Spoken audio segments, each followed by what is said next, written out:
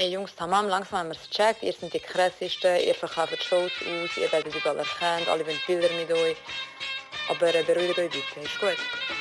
Was geht ab, Chilo 385? Ivo und Abdi Süd. Wir sind bei Kurz und Bündig. Die zwei Kurven mit dem beschissensten Podcast. ja, der Melodie. Ey, ich schwöre ihr zwei. Irgendwann, ich verwünsche euch und nachher sehen wir. Okay? Ja, keine Ahnung, ich bin einfach Bullen geschlagen. Brüder, ich habe Termin. Brüder. Ciao. Ach, jetzt verstehe ich es. Jetzt kurz und bündig. Ja, Bruder. Jetzt gecheckt. Kurz und bündig mehr motherfucking Postcard. Das ist kurz und windig, Mark.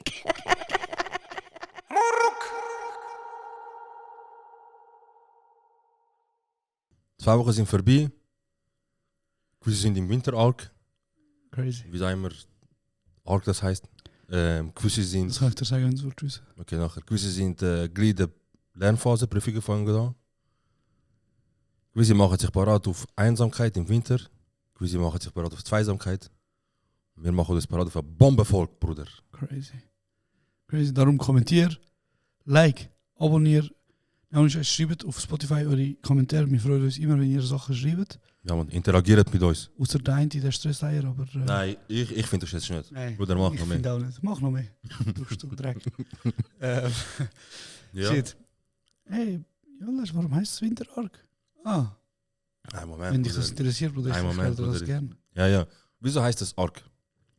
Also ich bin mir nicht sicher, wie immer, ich verbreite Halbwissen. Ja, jetzt. Also ich, bei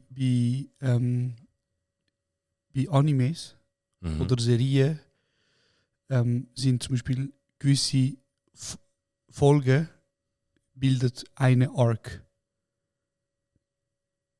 Und was? Also eben... Die 5 Folgen sind eine Story. Mhm. Arc ist wie so ein kleinerer Teil, also die kleinere Einheit von einer Staffel. Zum Beispiel, wenn in einer Serie 3 Geschichten passieren. Also die ersten 5 Folgen erzählen eine Geschichte. Ja, Die zweiten 5 Folgen springen nachher 3 Wochen später, okay. erzählt eine Geschichte. Ah. Dann sind die einzelnen Dinger sind Arcs. Okay. Und in den Animes werden die Charaktere, die nachher fighten gegen Böse, im Winter gehen sie ja, weil halt nicht so viel läuft, weil der Sommer ist ist man im Winter für sich, geht trainieren, Fokussiert man sich auf sich Ja. und das ist dein Winter-Arc. Was ist noch passiert die Woche? Es ist einiges passiert. Was passiert ist, ich bin wie von der Polizei vorgeladen worden. Also warte schon, wie alt bist 31. du? 31. Wie lange fährst du Auto? Seit ich 18 bin. Seit du 18 bist? Ja. Offiziell oder wie lange Ja, fährst du Auto? auf Papier seit ich 18 bin. Und offiziell, also und so inoffiziell? Ja, Bro, Autofahren.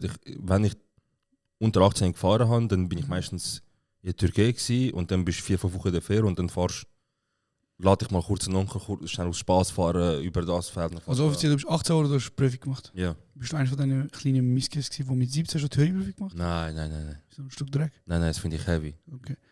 Also, das heisst, hilf mir schnell, Ich habe seit 13 Jahren Auto. 13 Jahre, Ja. Bruder. Ja, eigentlich so ziemlich genau, weil ich am November gemacht habe. Ziemlich 13 Jahre. 13 Jahre hast du Autoprüfung. Und ich erinnere mich an die Zeit, wo du Autoprüfung frisch gehabt hast Mhm. und Leute mit 200 km/h auf Luzern Ja, das war noch unwissend gewesen, ja. düst sind. So. Dort habe ich nochmal gewusst, dass es Rasergesetz gibt. Ich so, in der Schweiz kannst du fahren. Du steigst einfach hin und fahrst in der Schweiz. Oder Bus, fertig. jede Unterführung und jeder Tunnel hat Angst gehabt, wenn das Herrad kommt. Das war die Phase, wo ich mit dem 3 BMW hatte. Ja, das ist auch noch eine geile Phase. Das war auch noch eine geile Phase. Gewesen. Das ist, glaube ich, so ab 4 Jahren. Dort bin ich, das ist, was war das gewesen? Ich glaube, ich habe dann mir mit 23, 24 geholt. Ja. Das war vor 7 Jahren. Gewesen. Stabil. 7, 8 Auf Jahre. jeden Fall, du fährst lang genug Auto. Lang genug, ja. Lang genug. Selten etwas passiert. Okay, und dann, was ist passiert? Und dann ist das passiert, was jetzt soll passieren, Bro. Wir sind ja in die Berge gegangen, in die Berge mit den Jungs vor 2 Wochen. Ja. Und dann habe ich ja zuerst 2 Leute müssen abholen. Ja. Und beim Abholen vom einen Kollegen, Bro, vom Oli. Aha. Ja, und ich schaue auf Google Maps. Ich so, Alter, 5 Minuten von mir, Bombe. Ja. Bombe. Ja. Ich steige in ein Auto und ich so, alles 80er, Bombe. Ich fahre 80, pro Tempomat 82. Warum 82? Keine Ahnung, ich weiß nicht mal wieso. Okay. Einfach 82, keine Ahnung, dass ich die 2 Kilometer schneller fahre. Aus einem Grund einmal. Ich fahre 82. Auf dem Navi steht 100 Meter links. Ich schaue für, es macht zap, zap. Es blitzt mich. Ich bremse, ich so, ja gut, wegen 4-5, weißt du, keine Ahnung. Das war 30er. gewesen. Ich so, wegen 4-5, scheißegal, was willst du machen und so, weißt du. Ich steige aus. Schon ein bisschen Anschiss gehabt. Ich so, Alter, jetzt gibt es einen Bus. Unnötig. Ich so, Ori, Mann, ich so, du scheiß Missgeburt, Mann. Ja. Kannst nicht wie jeder anständige Mensch, wenn man abholt. Bruder, einfach, dass du weißt, ab und zu ist bei mir Blitzer. Ja. So, das ist die einzige Anforderung. Du Ja, wirst nee. von A nach B transportiert. Ja, Du nee. scheiß Missgeburt. Ja, nee. Also ja, stimmt, da vorne zum Blitzer. Hä? Ich so, ja, Bro, kann passieren. 80. Aber warte, wie Ich viel? so, Bro, kann passieren. 80, weißt du, gibt es vielleicht 40 Franken Bus oder so. Also, Bro, da ist 50. Ich so, wie, da ist 50. Also, da ist 50. Ich so, wie, da ist 50? Ich schaue links. Wenn ich einmal so nach links schaue und dann wieder nach rechts, so komplett direkt mache, ich sehe nur Land.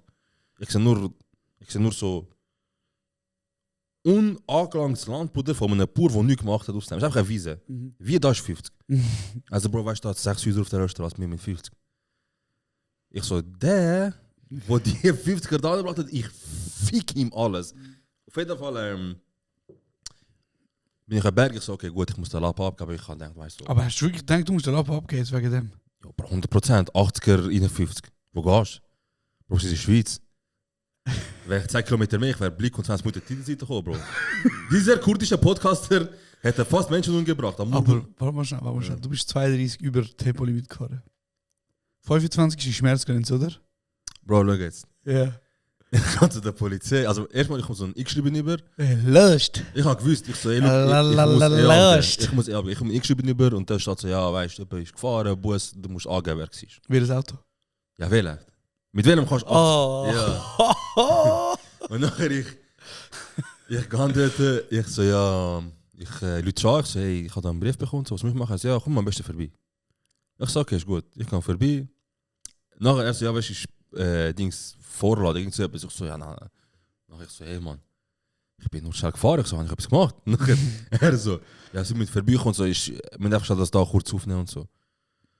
Nachher ich gehe dort hin, Bro, ich kann nicht, ich so, grüezi wohl, ich bin da wegen dieser Bus und so.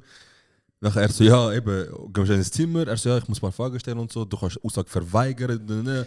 Cool! Und ich so, was? Wieso soll ich einen Anwalt holen, Mann? Cool! Meine Eier, wie smart? Ich so, ich sag gar nicht. Ja. Ich sag gar nicht. Ich sag gar nicht. Also, schau, es ist nicht. An diesem Tisch wird nicht geredet, Bruder. Er so, schau, eine Sache, wir müssen gar nicht fragen, ich so, wegen, er so, du hast ein gewisses Auto gefahren, wo nicht auf dich persönlich läuft, wo auf niemand persönlich läuft, wo für eine Firma läuft. Ich habe den Firmenbesitzer anrufen.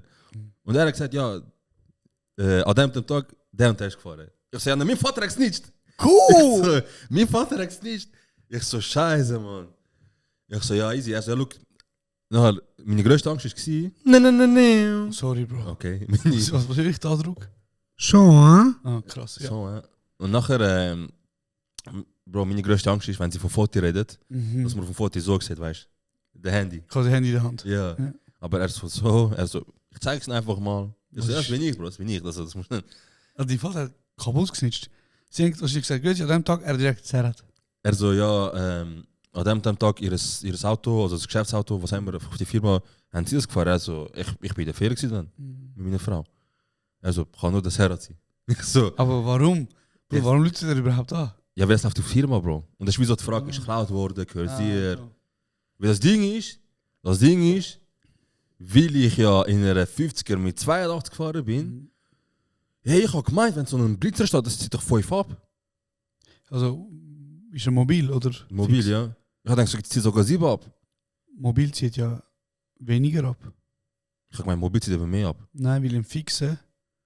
Ah, okay. Ja, er so, look, Bro, 82 minus 3, 79. Skalap.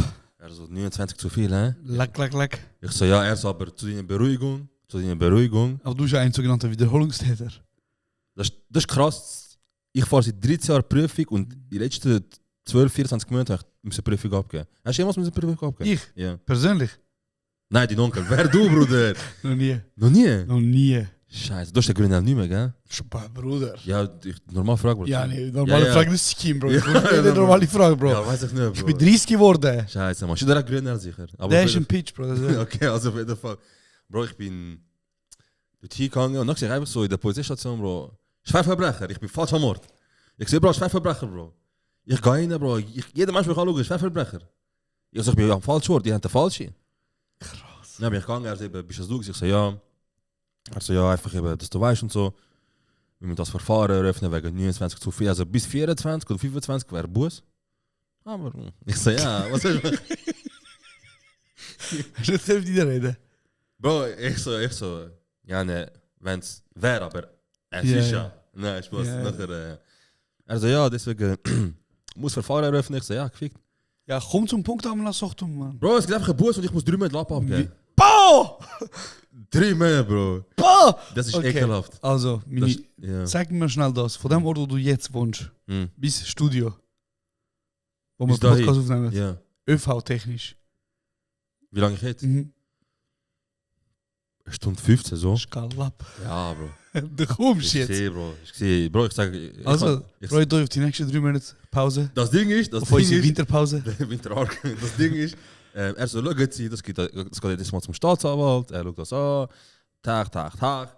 Nachher gibt's so den Entscheid, du musst so viel abgeben. Nachher kannst du sagen, wenn du willst abgeben.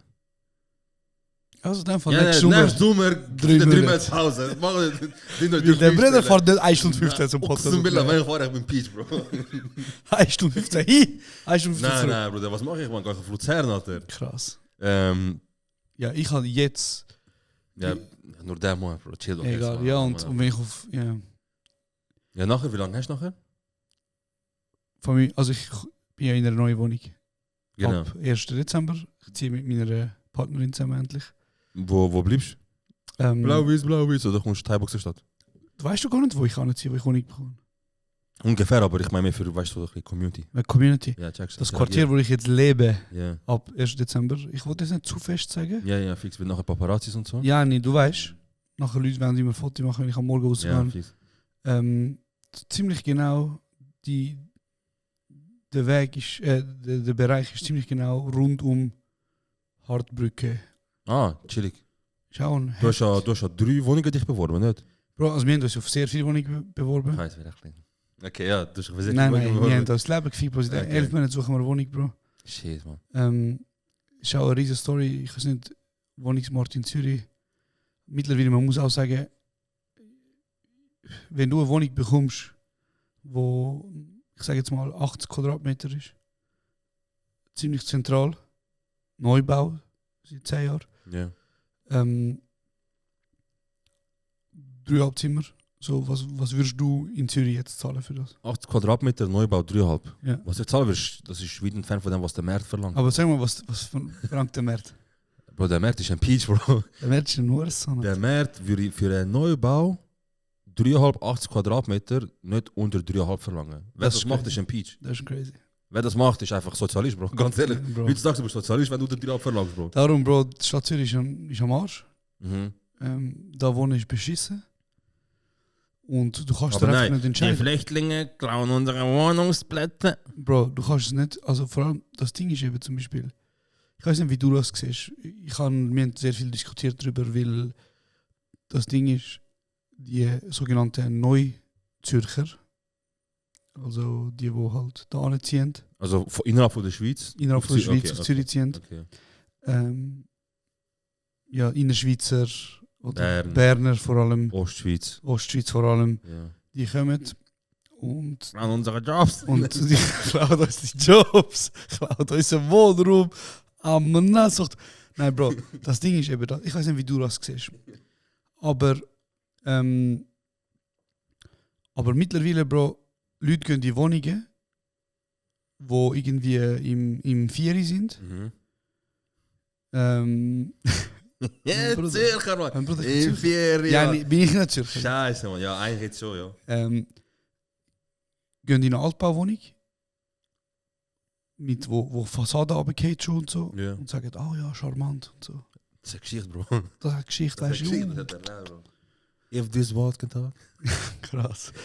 Ich weiß nicht, wie du das siehst, aber für mich ist in eine Altbauwohnung reingehen. Ich verstehe Ja. den Charme von einer Altbauwohnung von mir aus. Ich habe 3 irgendwie hohe Decken und schöne Parkett oder was weiß ich. Jeder Schritt, du ins hörst Skin und Knister so. und so. Genau, Leute finden das ja auch geil. Ja. Für mich, Bro, hat das sehr viel mit Dingen zu tun. Für mich hat das ein bisschen mit Armut zu tun. Ja, du sagst, du willst immer dorthin gehen, weil das ist ein Zeichen für dich, dass es nicht so läuft. Ja. Wir sind aufgewachsen in Wohnungen. Ja. Bro, wir sind bei Choice in Altbauwohnungen. Normal, Bro. Du kennst es halt nicht. Du kannst es ja am romantisieren, Bro. Das sind ja Videos, wo Armut romantisieren. Und die, wo so, man, weißt, ich wäre so gerne mal so in der Siedlung aufgewachsen und so, weißt. Ja, und ich weiß nicht, wie du das siehst, aber ich finde so in Altbauwohnungen, es stört mich irgendwie.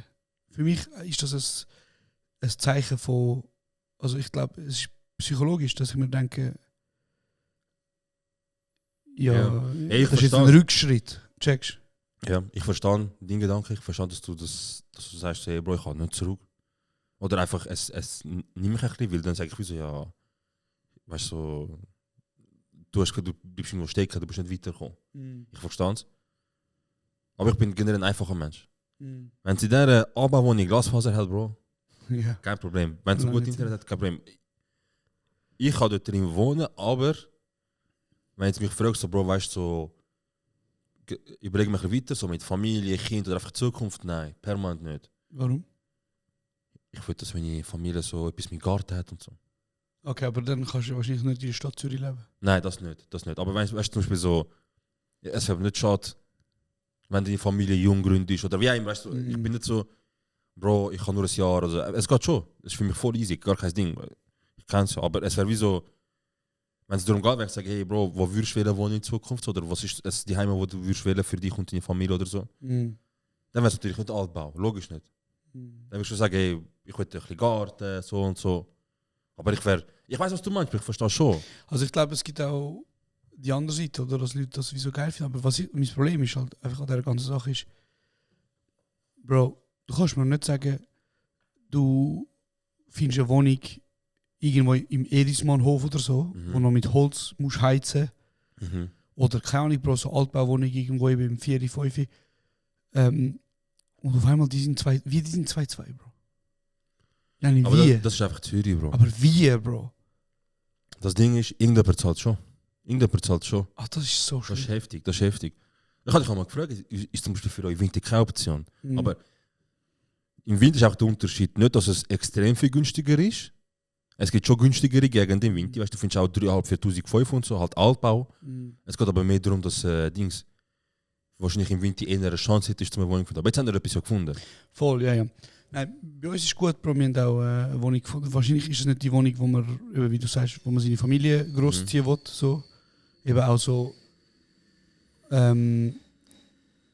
so gegendmäßig. So neben dann allen Experts und was weiß ich. Ja, ich weiß auch nicht, zum Beispiel, je nachdem, wo es ist es ja auch so eine Ausgangsgegend und so. Genau, eben. Ja. So, und darum ist es nicht der perfekte Ort, um seine Kinder großzuziehen, glaube ich, wenn man das mal vorhat. Aber ich glaube, so für den Arc, wo ich jetzt drin bin, ist es geil. Für die nächsten 2-3 Jahre, warum nicht? Voll, das denke ich mir auch. Geil, man, geil. Man. Ja, mal schauen, Bro. Mal schauen. Ich freue mich sehr. Freust du dich auf Weihnachten mit Dings? Vierter? Ich finde, Dezember ist einfach zu geil. So Essen, dies und das, alles ist zu geil. Nachher fängt der Arc an. Was ist der Arc? Ja, Bro, im Dezember gehst du da durch, Bro. 4 Tage, Essen, Liebsuchen, Tanzen. Bro, schon nur wenn du in einem Büro schaffst. Das habe ich aber noch nie gehabt. Ich habe noch nie in einem Büro geschafft. Wo dich wertschätzt hat. Und der SRF. Ah, fuck, ja.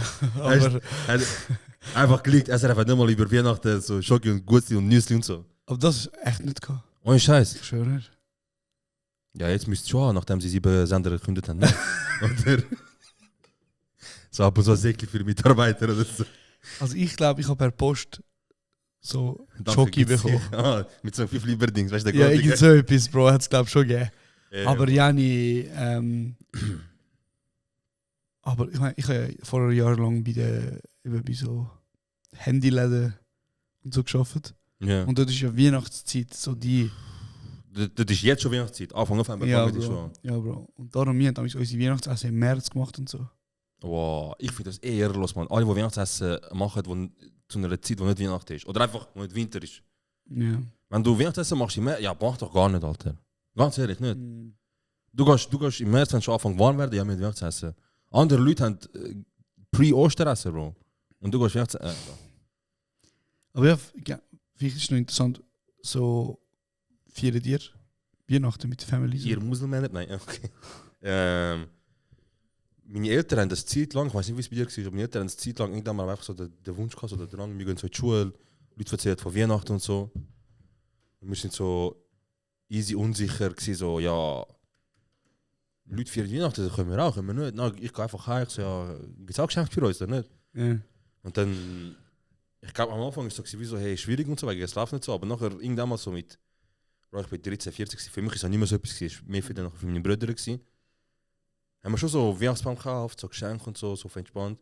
Dann haben wir abgemacht, dass wir das ändert auf Tradition, dass wir einfach uns über Neujahr etwas schenken, so fürs neue Ja. Jahr. Aber zum Beispiel in der Türkei ist das ja auch recht angekommen. Mhm. Ja, nicht Weihnachten. Wie Ja, sagen ja, sie denn? Ich weiß nicht, man, das ist eine gute Frage. Noel Pazar wahrscheinlich so. Irgend so etwas, man. Das ist recht das Ding jetzt angekommen. Ich glaube, Türkei, auf einmal oder? in der Türkei ja so Weihnachten und Weihnachtsgeschenke kaufen und ja Wahrscheinlich, nicht ja. es europäisieren. Ja, einfach verwestlichen, ja. Ja. Also ich glaube, das ist schon so recht das Ding und eben Leute diskutieren darüber so eben. Ja, Türkei diskutiert über alles, Bro. Türkei, du sagst irgendetwas, Bro, 7 Millionen Meinungen. Das kannst du vergessen. Ich habe auf jeden Fall früher die Weihnachtsessen bei früheren Partnerinnen sehr lustig gefunden. Wie meinst du? Ah, wenn du zu ihnen essen gegangen bist? Ja, Okay. ja, aber früher, ich weiß nicht, eben bist. Ich meine, du bist auch mit der inneren Schweizerin zusammen gewesen. Ja, man. Und bei mir Du? haben ein paar daran geglaubt, Ah, das wo Weihnachten gefeiert haben. Welsch, Innerschweiz, Rostschweiz. Ja, nicht. Und dann. Was hast du das Gefühl, welche Weihnachten von der Region der Schweiz ist am besten? Ist am herzerwärmendsten? Also ich habe mal jemanden länger datet, der halb Italienerin und halb Schweizerin war. Aber du weißt, was für eine Art von Italienerin. Ja, Schweizer, ja. Ja. Und die haben, glaube ich, schon mit Abstand das beste Essen gehabt. Mhm. Und auch sehr geil gewesen und grosse Familie auch. Mhm. Auf einmal am Tisch bist du davor wie die 12 Apostel. Ja. Und dann ist immer, Bro, ich bin halt immer dort geguckt und ich habe immer gespürt, irgendein Onkel schaut mich ein bisschen spezieller an. Die Türken! Ja. Mann, wenn ich Türken raus! Hat mich ein bisschen spezieller angeschaut. Türk! Und du hast wie so gemerkt, er wartet auf den Auf den Moment, zum zum Droppen, ja. etwas zu droppen. Ja, ja. Und er wartet darauf, wie ich esse. Oder wie Essen kommt und er schaut mich an. Und er ist an einem Tisch, Bro, ganz hin, ich bin da. Ich tue meine Hand ausstrecken. Das ist Schweinefleisch. Du Hurensohn. Du so, kein Problem, er so.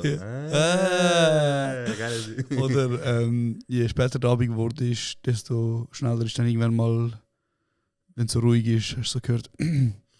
Jure. Ja, also Erdogan ist jetzt. Und die sind sich Ja, nicht ja. so sicher. Ja. So, ist er jetzt gut oder nicht? Ist er jetzt einer von Erdogan- diesen Türken oder ist er einer So, von diesen du- Türken? Erdogan ist. Oder? Oder? Nachher Du wartet so, ja, er ist schon. Oder? Was? Ja, ja, er ist schon. Du so, was ist er? Ja, eben. Nachher die so, ist ein guter, ne? Nein, oder? Ganz gut im Schlecht sein. Ja, eben so, Bro. Das war immer lustig. Ich weiß nicht, du hast mir auch früher noch nichts erzählt von deinen. Bei den Innerschweizer Partnerinnen haben die ja auch sehr oft so Familienfeste und so. Ja, gehabt. man. Die haben mehr als mir, habe ich das Gefühl. Ich Ja. habe auch mal in der Schweizerin datet, nicht? Sogar die sind Kolleginnen gewesen. Ja, jetzt musst du nicht tun, hä? Ich weiß ehrlich. Du weißt nicht. Also, was heißt Krass. datet? So 2-3 Mal getroffen? Ich weiß nicht, was Du meinst, für damals Josh enorm war von denen. du meinst, ich weiß hey, komm doch. nicht. Ja, der, Ja, ja. Bro, das. Ich weiß auch nicht mehr, Bruder. Vielleicht bist du Ah, zusammen Mann. gewesen, vielleicht haben wir Nein, datet. ich weiß auch nicht. Bro. Okay, Sie niemand weiß auch weiß. Okay, niemand weiß. Okay. Ja, das stimmt. Ja, nein, ich meine, du bist ja verhältnismäßig sehr lange mit ihr Ja, man. zusammen gewesen. Ja, man, ich habe etwa 5, 6 Weihnachten mit ihnen erlebt. Bist du der Sultan gewesen? Dort, Zuerst bin ich der Schwein, gell? Nein. Hey, ich muss sagen, es ist immer ganz schön familiär gewesen. Eben, ich sage Innerschweizer, die sind so, also die Erfahrung, die ich gemacht habe, Innerschweizer sind viel mehr so Familie und die ganze Treffen und so, so wie wir es auch kennen, weißt du? Aber Weihnachten war dann nochmal anders gewesen. Ich finde also die Art Schweizer Nacht, wenn es Nacht gibt, um etwas feiern oder etwas sich abmachen, treffen, ist so geil. Nicht? Weil du kommst und es gibt erstmal Apero. Ja. Und dann gibt es erstmal so 1-2 Stunden so geile Happy. So ist Bro. Oder viele sind anständig, mir scheißegal. Ich esse da ein bisschen Tomaten Mozzarella dort, ein bisschen Oliven dort, Bro. Geil. Ein bisschen Salzschengel dort, mir scheißegal. Und nachher kommt der Hauptgang, meistens ist etwas Krankes, Bro. Entweder machst du Fondue, machst kleine Mini-Pizzas, irgend so etwas. Geil. Er ist krank. Dann gibt es also 3 Gänge. So, in unserer Kultur gibt es also nicht 3 Gänge. Bei uns gibt es einfach... Ja, Bro, bei uns ist auch der Tisch voll, Bro. Ja, du kommst einfach und das ist einfach so... Also entweder, je nachdem was ist, entweder du kommst so ein Gericht über oder es ist so... Zum Beispiel, alle schöpfen gemeinsam so 2 große Teller mit Reis, Bro, und dann ist ein bisschen Suppe, so. Ja, so ja. das. Es kommt voll drauf, aber ich bin nicht so Kultur wie so... Unser Essen ist so ein 3-4 kommt- Stunden, weißt du? Ja, okay. So, die treffen sich ja um 6 und die Nacht ist erst fertig so um 10 Uhr, Bro. Wer? So, bei Schweizer zum Beispiel. Aber Bruder, also bei uns ist, du kommst, Bro, du isst, nachher gibt es 10 Runden Chai. Ja, aber bei uns, Dessert. der Moment, wo du am Esstisch bist, Ja. der geht eigentlich eine halbe Stunde vielleicht. Ja, fair. Dann gehst du wieder hocken, isst deinen Ja, Chai, okay. trinkst den Chai, isst deine Früchte und so. Ja, tamam. Aber bei ihnen, die sind ja so 1-2 Stunden Apero, und nachher sind es einfach straight 3-4 Stunden am Krass, Tisch. Apero und so habe ich, also... Aber eigentlich brauchst du gar nicht so viel, ist zu herzig. Es braucht gar nicht so viel. Ich habe mir gedacht, weißt du, die machen Chipspäckchen auf, Ja, ein bisschen Salzschengeli, dann mit so Zahnstocher, Bro, Mini-Mozzarella, Cherry-Tomaten, geil, zack, also zack. der Style. So ja, simpel, tamam. aber es ist pure geil. Was ist dein Girl-Dinner? Was ist das? Also, was ist mein Pulle mit Teigwaren Creme Sauce oder was? Monaco, du sagst. Nein, Bro.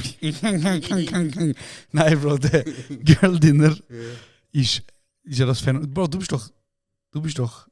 TikTok ist doch du, Marokkaner. Wie du weißt nicht, was Girl-Dinner ist.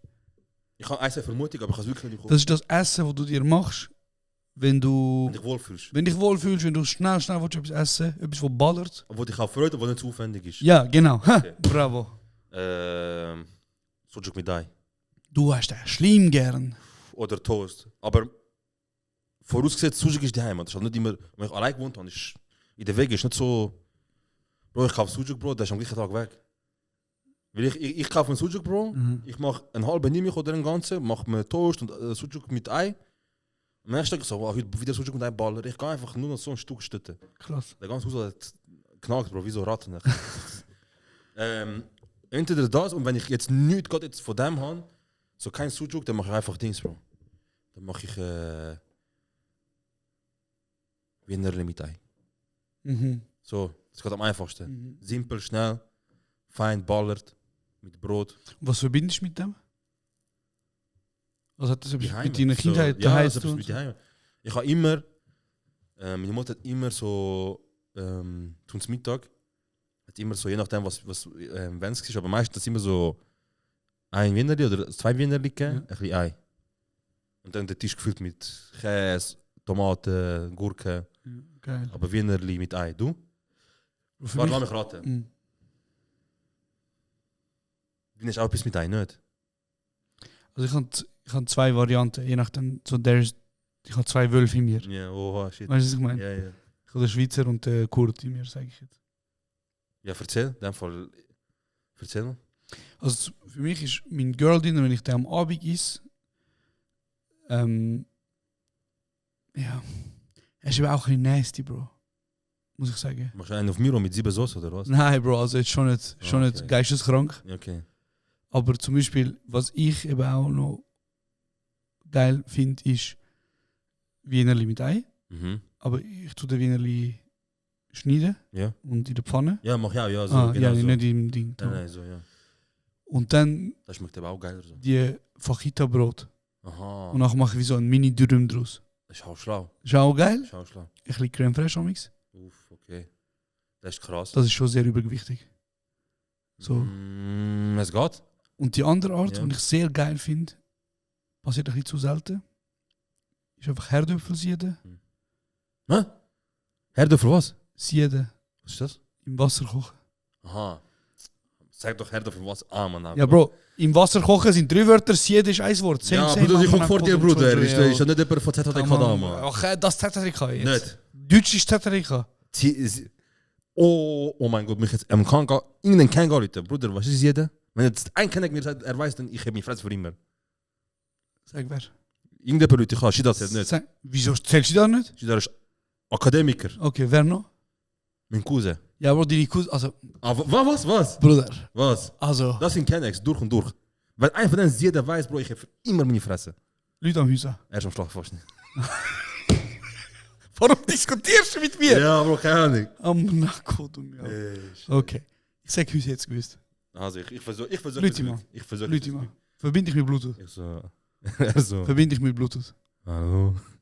Kusi, was geht? Kusi. Wer ist es? Geh mal dort. Der Roadcaster Pro. Okay. Also, wir finden das raus. Ah, warte, er könnte schon wach sein. Aber du machst den Satz. Ja. Was bedeutet Siede. Herdöpfel, Siede? Okay. Nein, ich sag nicht, was es ist. Jeder. Weil kochen, checkst jeder. Was bedeutet kochen? Habe ich nicht gesagt Herdöpfel, Siede und gesagt was? Eben ja, ich sage nur, Also. wenn du kochen sagst, checkst du gerade, dann Nein, musst ich du hab auch checken. Du musst ihn fragen, was bedeutet ich Siede Herdöpfel? Okay, also. Tamam. Bist du verbunden mit Bluetooth? Ja. Nein, es schellt nicht. Wie es schellt Es nicht? steht, Ich hör's. wird angerufen. Aber ich hör's. Ja, ich weiß, aber es klingelt nicht. Das heißt, dein Handy ist geguckt. Schade, Alter. Schade. Ich habe, glaube ich, so auf die Schnelle gerade. Warte, ich weiß wer. Wer? Wer ist schon? Wer ist schon? Warte, Ja, sag Namen. du hörst. So, mein Kutsche. Ja, Bro, du lütest den Mann am So, ja, Nachkodum, Bro. Maniac. Woher soll er wissen, Bro? Mein Cousin, wie geht's?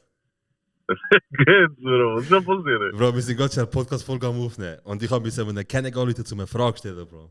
Du kannst im Mikrofon Du nicht bist, jetzt gerade kurz im Podcast. Und Okay, eigentlich nur, okay. also für die Leute, die jetzt am Zuhören sind, das ist der Alawi. 3 Goldplatte Alawi. Und, Salam alaikum, Sarah. ja, Lego. Ja, Bro, er weiß sowieso nicht, aber... Ja, lass das stehen, Ja. Bruder. Weil ich frage dich einen Satz und du musst mir sagen, Red im Mikrofon. ob du das verstehst oder nicht. Tamam. Okay. Okay. Was bedeutet für dich Herdöpfel Siede? Herdöpfelsiede. Ja. Also Herdöpfel ist doch Kartoffel, oder? Genau. Genau, warte. Er struggelt schon bei dem Wort, Alter. Bist im guten Weg, Bruder. Ja. Bro, Wallah, ich bin Siede Dusse, Bro. Rat einmal, Bruder, bitte. Und die andere Zeit, Leute wissen das. Ich sage, er wissen nicht. Also. Ich denke, Bro, einzige logische Schlussfolgerung ist, dass es zum Schale ist. Ewa, küss dein Bravo, Herz. Bruder. Ich danke dir. Ewa! Küss dein Bravo. wunderschönes Das hat Herz. sowas von nicht gestimmt, aber ich küsse dein Herz, Alter.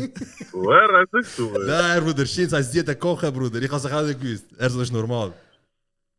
Bro, Jost ist voll abgehoben, Bro. Sind der Also, Leute am... Wer kennt die gar nicht mehr, Bro. Leute sind in einer besseren Hälfte, ja, Bruder. Okay, also. Jetzt, hast du Nummer vom Du Rapide? musst jetzt anrufen. Ja, hast Nummer. Ja, ich kann, ja. egal. Ich schick die Nummer, Also, ich küsse dein Herz, aber mal schauen, ob er abnimmt, Bro. Wir können die Nummer. Egal, wir versuchen. Danke dir vielmals, Bro. Küss dein Herz, Bro. Ja, Geh zu mir vor, komm nicht mehr zu uns, Mann. Hey, du musst wieder vorbeikommen, Bro. Ansagen werden droppt, hä?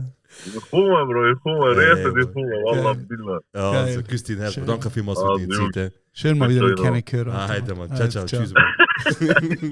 Hey, ciao, Bro. Hey, Mann. Also, Bruder, Bro, in nein. aller Liebe. Bewiest. Mein Bruder, Bewiest. in Bewiest. aller Es- es- Liebe, es- Bruder. Mein Punkt bewiesen, Bro. Er weiß nicht. Bruder, in aller Liebe, du Leute, also ich meine, Bro, Alawi ist mein Bruder.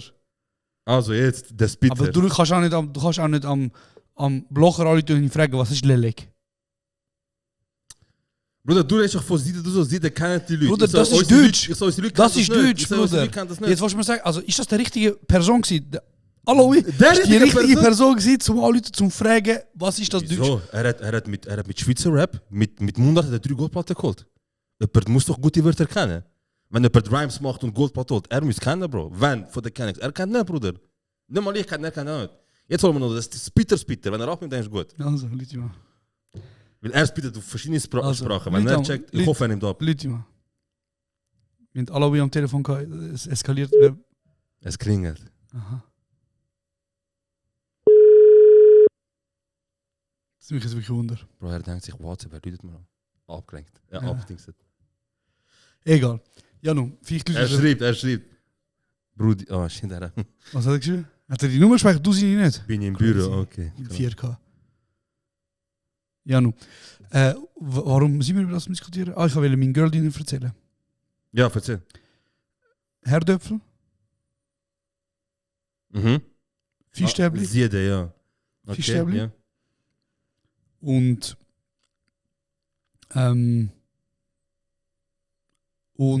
Rahmspinat, Bruder. Das ist krass. Ballert Das ist halt. aber der Schweizer Josh. Ja, das ist Schweizer. Okay. Der ballert schon. Der ballert auch, ja. Weißt du, welches Schweizer Gericht ist voll underrated? Sag. Erbelmagrone, Bro. Bro, ich weiß nicht, was es ist. Ich schwör, Bro, ich liebe dich. Ich liebe dich. Ja, Tamam? ja. Du hast irgendein Problem mit gewissen Wörtern aussprechen. Okay, warte, jetzt er sagt Leute an. Tamam, Leute. Auf das kommen wir noch zurück. Also jetzt haben wir die bessere Hälfte von Alawi und von der Rapid. Yo, what's up, people? Was geht, Bro? Was geht, Bro? Was Du geht? musst nicht das Handy anheben. Bro. Nicht. Wie läufst Bro? Wie läuft's? Nicht, Bro, ich bin am Leben, du? Rabko, Bro, du bist im Podcast, auch dass du weißt. Wir sind live im Aufnehmen. Okay, fix. Ist Sag live, nichts live. Falsches. Ja, Nein, also nicht nicht live, live. aber sag nichts Falsches, Bruder. Okay. Okay, bitte. Tamam. Wie geht's dir?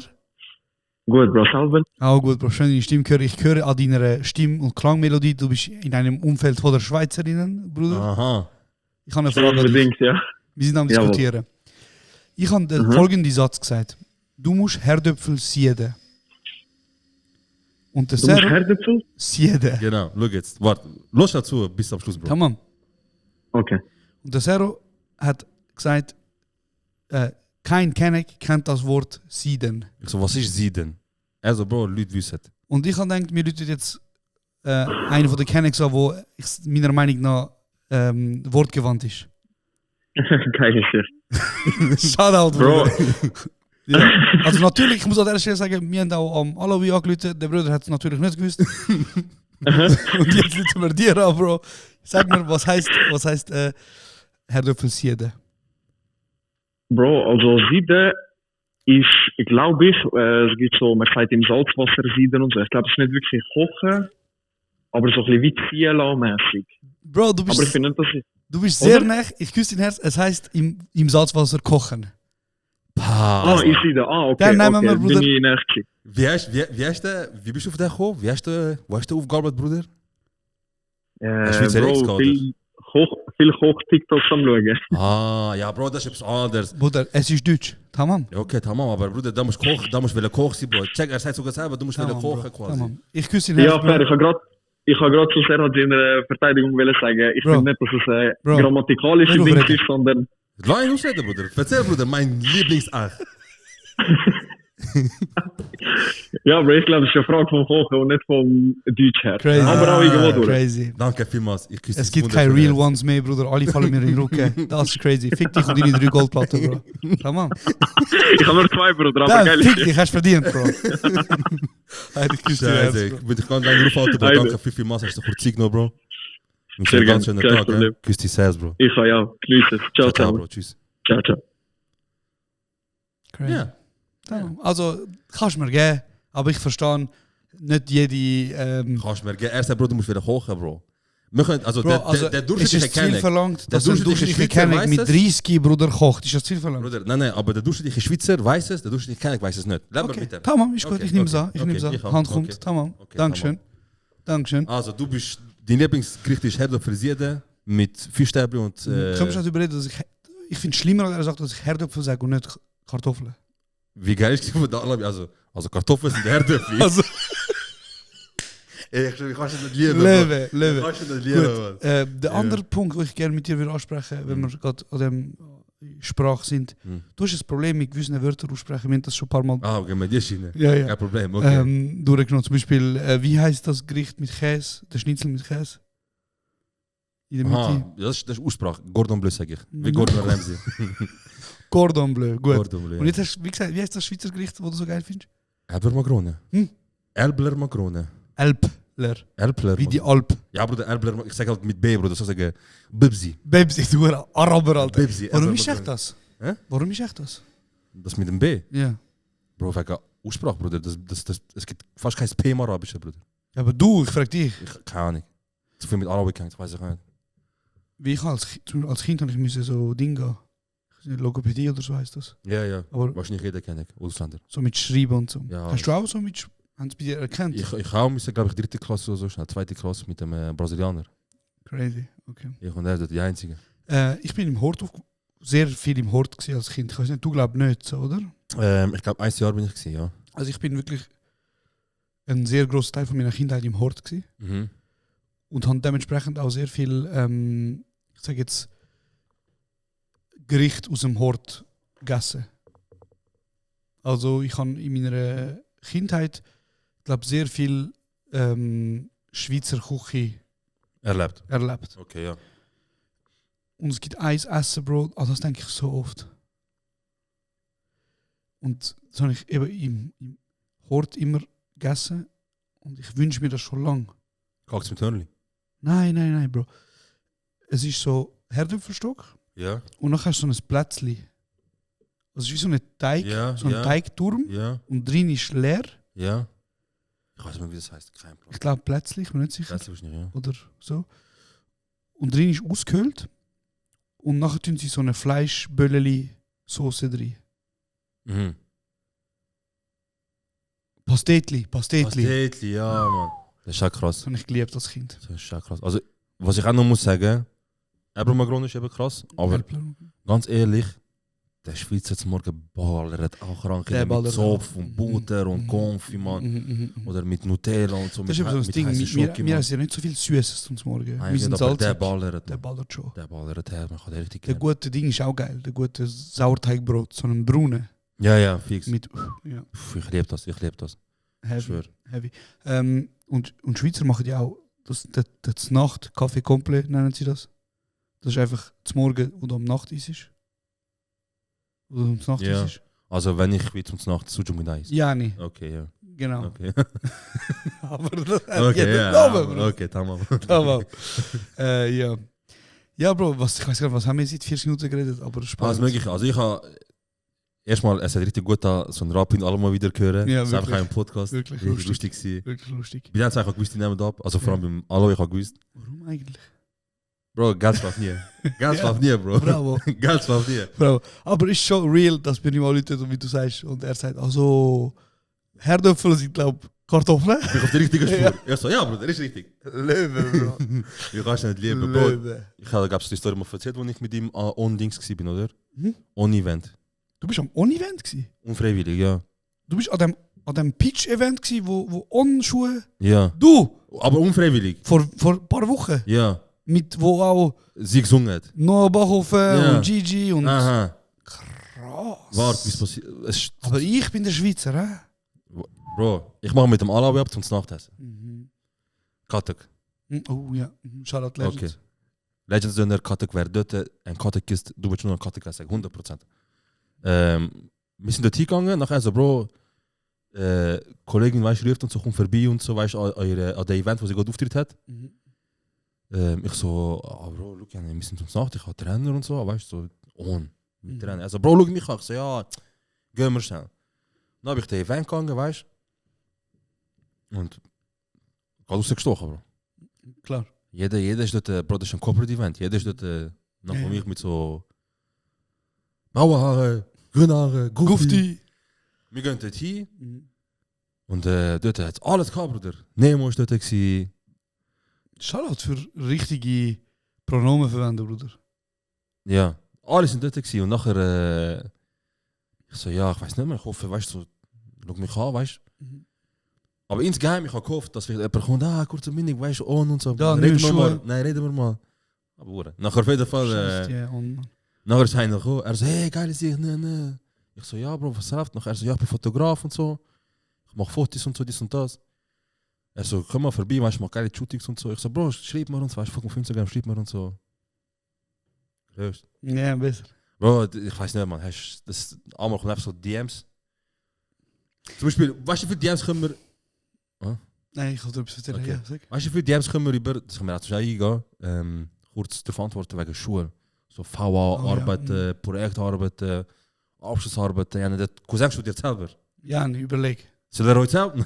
Soll ich jetzt auch Abschluss über euch machen? Nein, ich glaube, mir wird brutal gerne mal bis zum dabei gehen, aber es muss einfach, momentan ist einfach, ich sehe den Menschen auf 2 Wochen arbeiten, weil es einfach ein bisschen heavy ist. Aber es ist schon mal schön, so Also vielleicht musst du mal schnell schnaufen und den Leuten erklären. Kontext geben. Ja. Eben, wir kommen recht viele DMs über von Leuten, die Abschlussarbeiten haben, VA-Arbeiten, weißt du, wie die Lehre, Oberstufe, Berufsschule, was haben wir. Und die sagen, wir machen die Arbeit und wir würden gerne ein Interview mit euch führen oder euch 2 Fragen einfach stellen. Und es ist einfach nicht, obwohl, es wäre zu schön, mal zu einem mitmachen, aber momentan. Genau, für so Interviews. Ich glaube, es wäre schön, aber wie du sagst, wir haben gerade selber ein bisschen Stress mit genug oft Podcast aufnehmen und auch Ja, schau, dass wir mit dem Podcast jetzt eben voll. und voll bleiben. Aber erzähl mal, das ist voll ganz komisch Bro, reagiert. jetzt mal ganz ehrlich. Red mal ohne jetzt auf Humble tun und so. Ja. Wie oft passiert das, dass du, wenn du unterwegs bist, angesprochen wirst von irgendjemandem wegen, hey, kurz und bündig und so? Keine Ahnung. Nicht so viel. So, ich sage jetzt, wenn ich 10 Mal rausgehe, vielleicht 3-4 Mal so. Und wie fühlst du dich amigs? Mittlerweile easy. Ja. Mittlerweile easy, ja.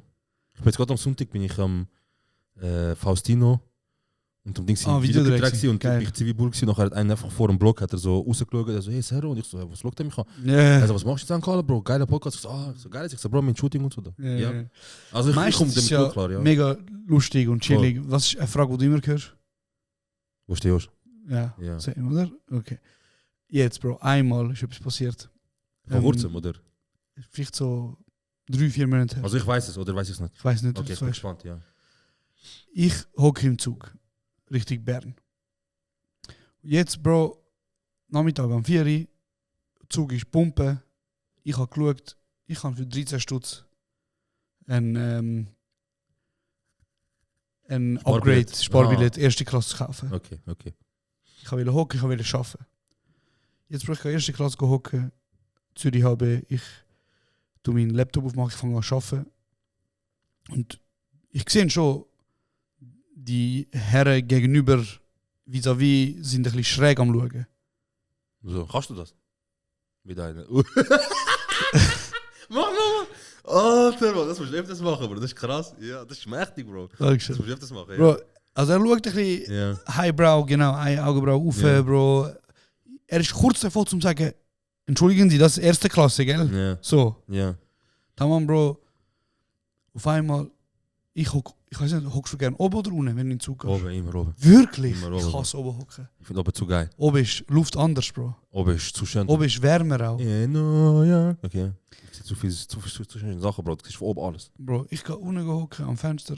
Ich bin 10 Minuten zu früh im Zug. Eben, ich arbeite. Auf einmal es laufen so 3-4 Personen vorbei. Und bleiben so stehen vor dem Fenster. Ja. Und eine zeigt auf mich, Bro. Ich will im Zoo, Bro. Eine zeigt auf mich. Und So, Hand ausstecken für Geld. Das ist ein bisschen Essen, Mann. und die andere. Und du siehst, sie macht so, die eine. Nachher nehmen sie Handy führen. Bro, ich merke sogar, Bro, ich schaue extra nicht, aber ich merke, sie nehmen Handy führen. Ich gebe auf TikTok wahrscheinlich irgendwie Podcast Schweiz, Ja, irgendwie. das ist etwas, ja. Dann kommen sie zu dritt rein und sagen so, hey, du bist doch vor kurzem bündig. Und ich so, ja voll, so können wir ein Foto machen? Und Bro, Jani, ich seit 1,5 Monaten nicht in Coiffeur gewesen. Ja. Trainerhose dort, irgendetwas. schon erlebt, ja. Du weißt, wie das ist. Ja. Im ersten Klasse Gang, ich sehe aus, als wäre ich gerade frisch in die Schweiz reingekommen, Bruder. Ja. Jetzt gerade. Von Kabul oder so, Bro. Ich komme rein. Irgendjemand von der SVP, wenn das im Internet dann wird das brauchen, Bro. Schau, sie fahren die erste Klasse zu. Ich schwöre, schau, rote Schuhe. Ja, erste erste Klasse, Klasse schau, iPhone. Schau, iPhone, Mann. Und Bro, die haben ein Foto gemacht. Erste 2000. Ja. Und nachher sind wir so dort gestanden und ich weiß nie, was. Also weißt du, so, ich sag dann so, ja, voll und so, ja, voll, ja, nein, eben, Sarah ist nicht da. Ja, Podcast macht Spaß, Dankeschön, love you, komm, Show. Ja, fix. Ich hocke wieder an, irgendwann sie sind rausgegangen, sie laufen weg, ich sehe dann neben mir so immer noch. Ich kann mal schauen. Ja. Und dann dachte ich, warum macht er jetzt Foto mit ihm? Ja. Das war sehr unangenehm Begegnung gewesen. Vergiss ich nicht so schnell wieder. Er hat noch ein paar weitere unangenehme Begegnungen gegeben. Aber meine Frage an dieser Stelle ist, wie viel Mal haben die Leute schon Foto gemacht mit dir? Mhm. Oh, Bro, ich weiß nicht. Aber so, ist es eher eins oder eher... Schon nicht eins, aber auch nicht irgendwie viel, weißt du? Es passiert selten. Leute sagen dann so, hey, was läuft und so, dann sage ich, also das macht doch. Aber es ist auch schon vorgekommen, dass Fotos gemacht worden sind, oder? So quasi, ich kann ein Foto machen zusammen. Ja, sicher, ja. Oder? Ja. Also jetzt musst du auch nicht... Nein, aber ja. Ich frage mich, was jetzt kommt, ja. Ist jemals ein Foto gepostet worden? Jemals hat ihr in die Story oder so gepostet und ich markiert? Also ich würde jetzt lügen, wenn ich jetzt für Nein sage, weil ich bin nicht sicher. Aber wenn ich kann mich jetzt auch da etwas erinnern. Also wahrscheinlich ist es vielleicht 1-2 Mal passiert. Ich kann mich nicht zu erinnern. Nach der Show ist es normal, nach der Show ist es völlig etwas anderes. Ja, aber ich meine nicht so... Aber sonst ist es schwierig. Also ich vielleicht 1, 2, maximal 3, 4 Mal, max. Okay, krass. Ich glaube, bei mir schauen sie die Fotos an und denken so... schon gut. Schon easy, Bro. Ist gut Erinnerung. Lösche jetzt besser. Lösche. Am Face-Appen, weißt du, am Schicken so. Mach ich mal da schnell zu irgendeinem Model. Alter, schon krass. Ja, nein, lustig. Bei mir ist eben der unangenehm, was ich bis heute noch erzählt, ist zum Glück nie mehr passiert seitdem. Einer hat schon vor 3 Metern angefangen mit seinem Snap aufnehmen. Hey, grüß. Und Bro, ich bin aus unserem Weg rausgelaufen. Yeah. Ich sehe auch wie obdachlos. Yeah. Leute wissen nicht, wohne ich da oder bin ich da am Bett und gehe etwas zum Essen holen mit dem Geld, das ich erbettet habe. Also grüß irgendetwas, ich so grüß was. Bro, du musst aufpassen, was du grüß ist. Nee. Was du grüß ist, du kommst 20 Jahre. Ich habe eigentlich gut gesagt, grüß geht's. Nein, aber stell dir vor, also grüß da, danach sagst du das Wort, dann schreibst du 20 Leute so, du hast das nass gesagt, ich habe gesehen. Wir finden natürlich so, Bruder, was hast du gemacht? Ich habe nur jemanden grüßt, Mann. Scheiße. Das ist noch nie passiert. Was aber mir passiert ist, war peinlich. Meine Freundin erzählt das gerne. Wir sind so mit ihr, dort wo sie wohnt, in Aldi gewesen. Und immer wieder sehe ich so ein älterer Mann mit seiner Tochter, immer wieder so bei dem schauen, weißt du, was ist richtig. Und ab und zu macht der auch. Kannst du nicht den Augen rauf tun? Nein, nicht. Machen wir beide. Und jetzt heb eine. Dann heb eine mit der Hand. Aha. Ja. Okay. Auf jeden Fall, immer wieder so ein bisschen Blick und so, weißt du, ich so, ja, Bruder, lass mich doch einkaufen, weißt du, aber egal. Und irgendwann mal stehen so vor uns und nachher so, was hat immer passiert ist, so, wenn jemand mit dir redet, ist ja ein bisschen Augenkontakt, nachher so, ich glaube, ich kenne dich. Ja. So das, so der so, ich das ist auch unschuldig, ja. So, weißt du. Aber was sagst du denn? Ich sag, ey, ich kann sie, ja. Nachher sagt er, ich habe doch TikTok gesehen. Sag ich, ja, Mann, ich bin Fat Kitchen. Nein, ich bin Gabirano. Nein. Auf jeden Fall. Ich bin G-Man auch. Ich bin G-Man. Auf jeden Fall, dann sage ich, also, Bro, ich sage so, ja, kann schon sie und so. Dann sage ich so, ja, ich glaube doch. Dann sage ich so, Poco, so TikTok. Eben, Bro, ich wollte damit sagen, wieso machst du mit mir den Tanz? Aha, so, ja. Ich kenne dich von irgendwo von TikTok. Ich gebe keine Informationen. Damit ich halt sagen, so, wenn wir die sprechen, also, ja, von TikTok, von Podcast. Bro, ich gebe keine Informationen. Ich sage nur, ja, kann schon sein, dass du mich kennst. Ja. Ja. Dann sage ich jetzt, ja, habe ich nicht gesehen TikTok? Ich so, ja, ich voll, ja, du bist doch der Cousin. Bruder, warum tanzt du mit mir? Ja, auf jeden Fall, Bro.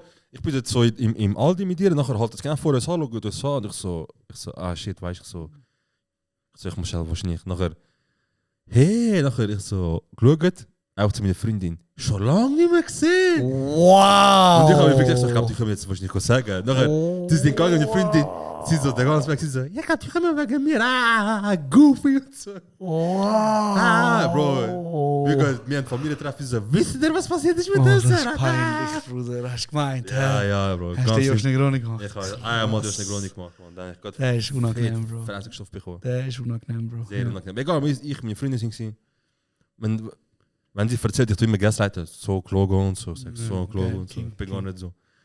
Ja, Mann. Was ist noch passiert? Louvre-Diebe haben es verwünscht? Ja, die haben das verwünscht, die haben wir gesehen. Aber ich weiß nicht, ich glaube, eine Shippy. Könnte noch sein. Also ich meine es ernst so. Ich glaube, eine ist wirklich Shippy. Ja, ich glaube auch. Ja. Eine ist wirklich Shippy. Also ich meine jetzt rein statistisch. Oder? Ey, Bro, es gibt 2 Arten von Dings, und ich weiß, die findest du überall. Kurden und Albaner findest du überall. Ja. Du findest einfach überall Kurden und Albaner. Ich bin 100% davon überzeugt, du findest mindestens sicher in jeder Hauptstadt von der Welt, mindestens sicher in jeder Hauptstadt einen Shippy und einen Kurd. Und alles andere kommt drauf an. Aber du findest in jedem Land, in der Hauptstadt, findest mindestens immer einen Kurden und Shippy. 100%. Meinst du, gibt's, wie heißt der Mikrostaat zwischen Spanien und Andorra? Ja. Geht's? 100%. Meinst du? 100%. Meinst du, dort ist ein Afrim? Das ist nicht nur ein Afrim, das ist sogar die 2 Generationen Afrim. Ich glaube nicht. Glaub mir, Bro. Ich glaube wirklich. Wenn es dort irgendetwas hat zum Geld verdienen, du findest einen Kurden Albaner. 100%. Wenn ich jetzt auf Andorra gehe und Döner gebe, das kommt Stand, Bro. Denkst du? Ja, sogar beim Gili in Lima. Wenn's Lima, Bruder, Peru, was machst du dort? Was machst du dort, bitte? Ja, fair. Also Andorra, da, der Mikrostadt. So, ihre Hauptstadt ist Andorra La Vella. Döner. Aha. El Turco Kebab Pizzeria, Abbasid Döner Kebab, Sabur Kebab Halal, Andorra Döner Kebab. Was haben wir noch? Ja, Mann, Istanbul das Kebab Pizzeria. 5, 6 Dönerläden jetzt. Ja, das ist Wenn der einer Maßstab Ja. dafür, dass... Ja, okay. Ja, nicht. Aber ich habe Albanien geschickt. Ja, was ich google, Bro? Baustellen in Kredit. Andorra, oder Kredit. Albacos Kredit Standort in Andorra, oder was? Was ich google. Ich weiß, unsere Leute findest du mit einfachen Sachen. Heißt der Albacos wegen Albanien Kosovo? Ich habe nie überlegt. Ich check das erst jetzt. Ich habe nie überlegt. Ah, krass. Albanien. Krass, okay. Albacos Kredite. Ja, nein, spannend. Was läuft bei dir eigentlich momentan sonst so? Ey, viel arbeiten. Ja, viel zu tun. Ich will gar nicht so groß so erzählen, was so Dings ist, aber einfach arbeiten, Bro, arbeiten, viel zu tun. Ich versuche jetzt eben ein Ding zu organisieren. Ich würde eigentlich wieder anfangen zu streamen, Ah, aber bei mir geht es momentan ein bisschen schwierig. warum? Es hallt, du hörst alles und das ist gar nicht möglich. Ah, in dem Zimmer, wo du bist? Ja, das geht nicht. Es ist unmöglich. Auch von der Raumhöhe her, auch vom Platz her. Ich kann nicht ein gescheites Setup.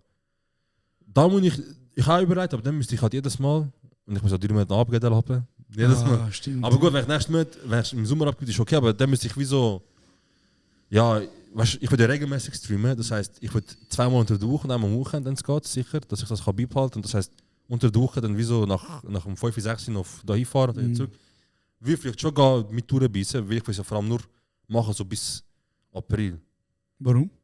So bis, ja, weil dann wirst du wieder anfangen wärmer werden und dann fängt wieder die Saison an mit rausgehen, Sachen unternehmen, Ferien machen. Ach, ist Winter vorbei, Jani. Nachher ist das Winter und Streaming an. Und ich will gerne streamen und ich bin jetzt, ja, ich stehe einfach mal da raus, vielleicht habe ich schon etwas, aber falls irgendjemand etwas hat, Winter-Umgebung, irgendeinen kleinen Raum, wo ich will nicht schreien, Bruder, ich will nicht, aber ich sage einfach irgendetwas, wo ich kann etwas Schönes einrichten, weißt du, vielleicht das Sofa, das kann Hobbyraum etwas, ja. ja, also ich kann Gäste rufen, Hintergrund so etwas machen. Ich habe schon 1, 2 Sachen, wo ich gerade am Schauen bin, aber ich weiß nicht, was ich nehmen sollte oder ob ich es überhaupt nehme. Aber ja, ich würde mit Streaming anfangen, Bro, und ich würde mega gerne zum Beispiel dich als Gast mal rufen, dann mein Cousin sicher, nicht, was heißt, sich von Producer und so weiter. Ja, man, ich habe richtig Bock auf das. Geil. Ich habe richtig auf das Lust. Das ist etwas, was bei mir jetzt ansteht, so sicher bis März, April. Geil. Du bist am Schneiden bei dem Film? Ja, man, wir haben, es ist auch viel passiert. Ich habe während der Sommerpause bin ich 30 geworden. Wir haben gedreht, meinen neuen Film, meinen Abschlussfilm. Wir haben meinen anderen Film, der Handyhimmel, der jetzt auch schon seit einem Jahr in der Postproduktion ist, haben wir jetzt gemischt. Das war noch lustig, Bro. Wir haben so ein Mikrofon dort. Und jedes Mal, wenn sich irgendjemand bewegt oder weißt, so irgendwie einer schupft den Tisch oder einer tut sein Maul bewegen, haben wir das müssen nachvertonen. Ja. Zum Beispiel der Schauspieler macht mit seinem Maul irgendwie macht so. Ja. Weißt du, und dann haben wir das müssen nachdenken und so, das war noch lustig. Du hörst es, ja, fix. Ja, und jetzt sind wir am Schneiden, Bro, und ich sag dir, ich habe das glaube schon mal erzählt, aber einen Film schneiden, also vor allem die erste Version von dem Film schneiden. Also du hast jetzt das ganze Material und du hast das Drehbuch und auf Papier klingt alles super und jetzt tust du das erste Mal, man nennt das ein Assembly machen, also einfach jede Szene nacheinander. Du gehst durch? Du schaust durch, nach einem Assembly Cut ist wirklich jede Szene nacheinander einfach mal anklatschen. Okay. Es ist nicht sauber, es ist nicht schön, es ist nicht das Beste. Und jedes Mal, wenn man das macht, Bro, du gehst ins Loch. Du denkst dir, ich bin so ein Versager. Was ich da gemacht habe, ist so dreckig, so scheiße. Weil es sieht einfach scheiße aus. Also es sieht einfach in erster Linie nicht so aus, wie es dir im Kopf ausgemalt hast. Natürlich nicht, Bro, es ist mega roh. Ja, ja, fix. Es ist wirklich so... Bro, eben, mir hat das schon mal durchgegangen. Zum Beispiel, eine Szene nimmt man von 5 verschiedenen Winkeln auf und jeder Winkel nimmt man 5 Mal auf. Das heisst, du hast 25 Mal die ganze Szene gefilmt und jetzt mach eins draus. Ja. Jani, man schneidet das und tut das zusammen und jedes Mal man schaut die Assembly an und denkt sich so, krass, ich bin ein Versager. Und nachher schneidest du weiter und dann siehst du, okay, es geht doch. Nachher fängst du an glätten, nachher fängst du an irgendwie bessere Schnitt machen und Aber es wäre ja wahrscheinlich verkehrt, wenn der Assembly, Assembly, ja. wenn all die Schnitte anschaust, einem Stück, und das krass wäre ja komisch, nicht? Es geht eh nicht, es ist gar geht nicht ja möglich. Oder? Eben deswegen ist ja wie so ein normaler Prozess. Also, Genau, es ist ein normaler Prozess, Ja. aber das Ding ist, das machst du ja nicht oft. Ja. Also zum Beispiel einen Film drehen, Bro, wenn es gut, Ja. also Jani, wenn du bist, machst du einen, vielleicht 2 im Jahr, Ja. so Kurzfilm. So. Und darum, der Prozess ist jedes Mal neu und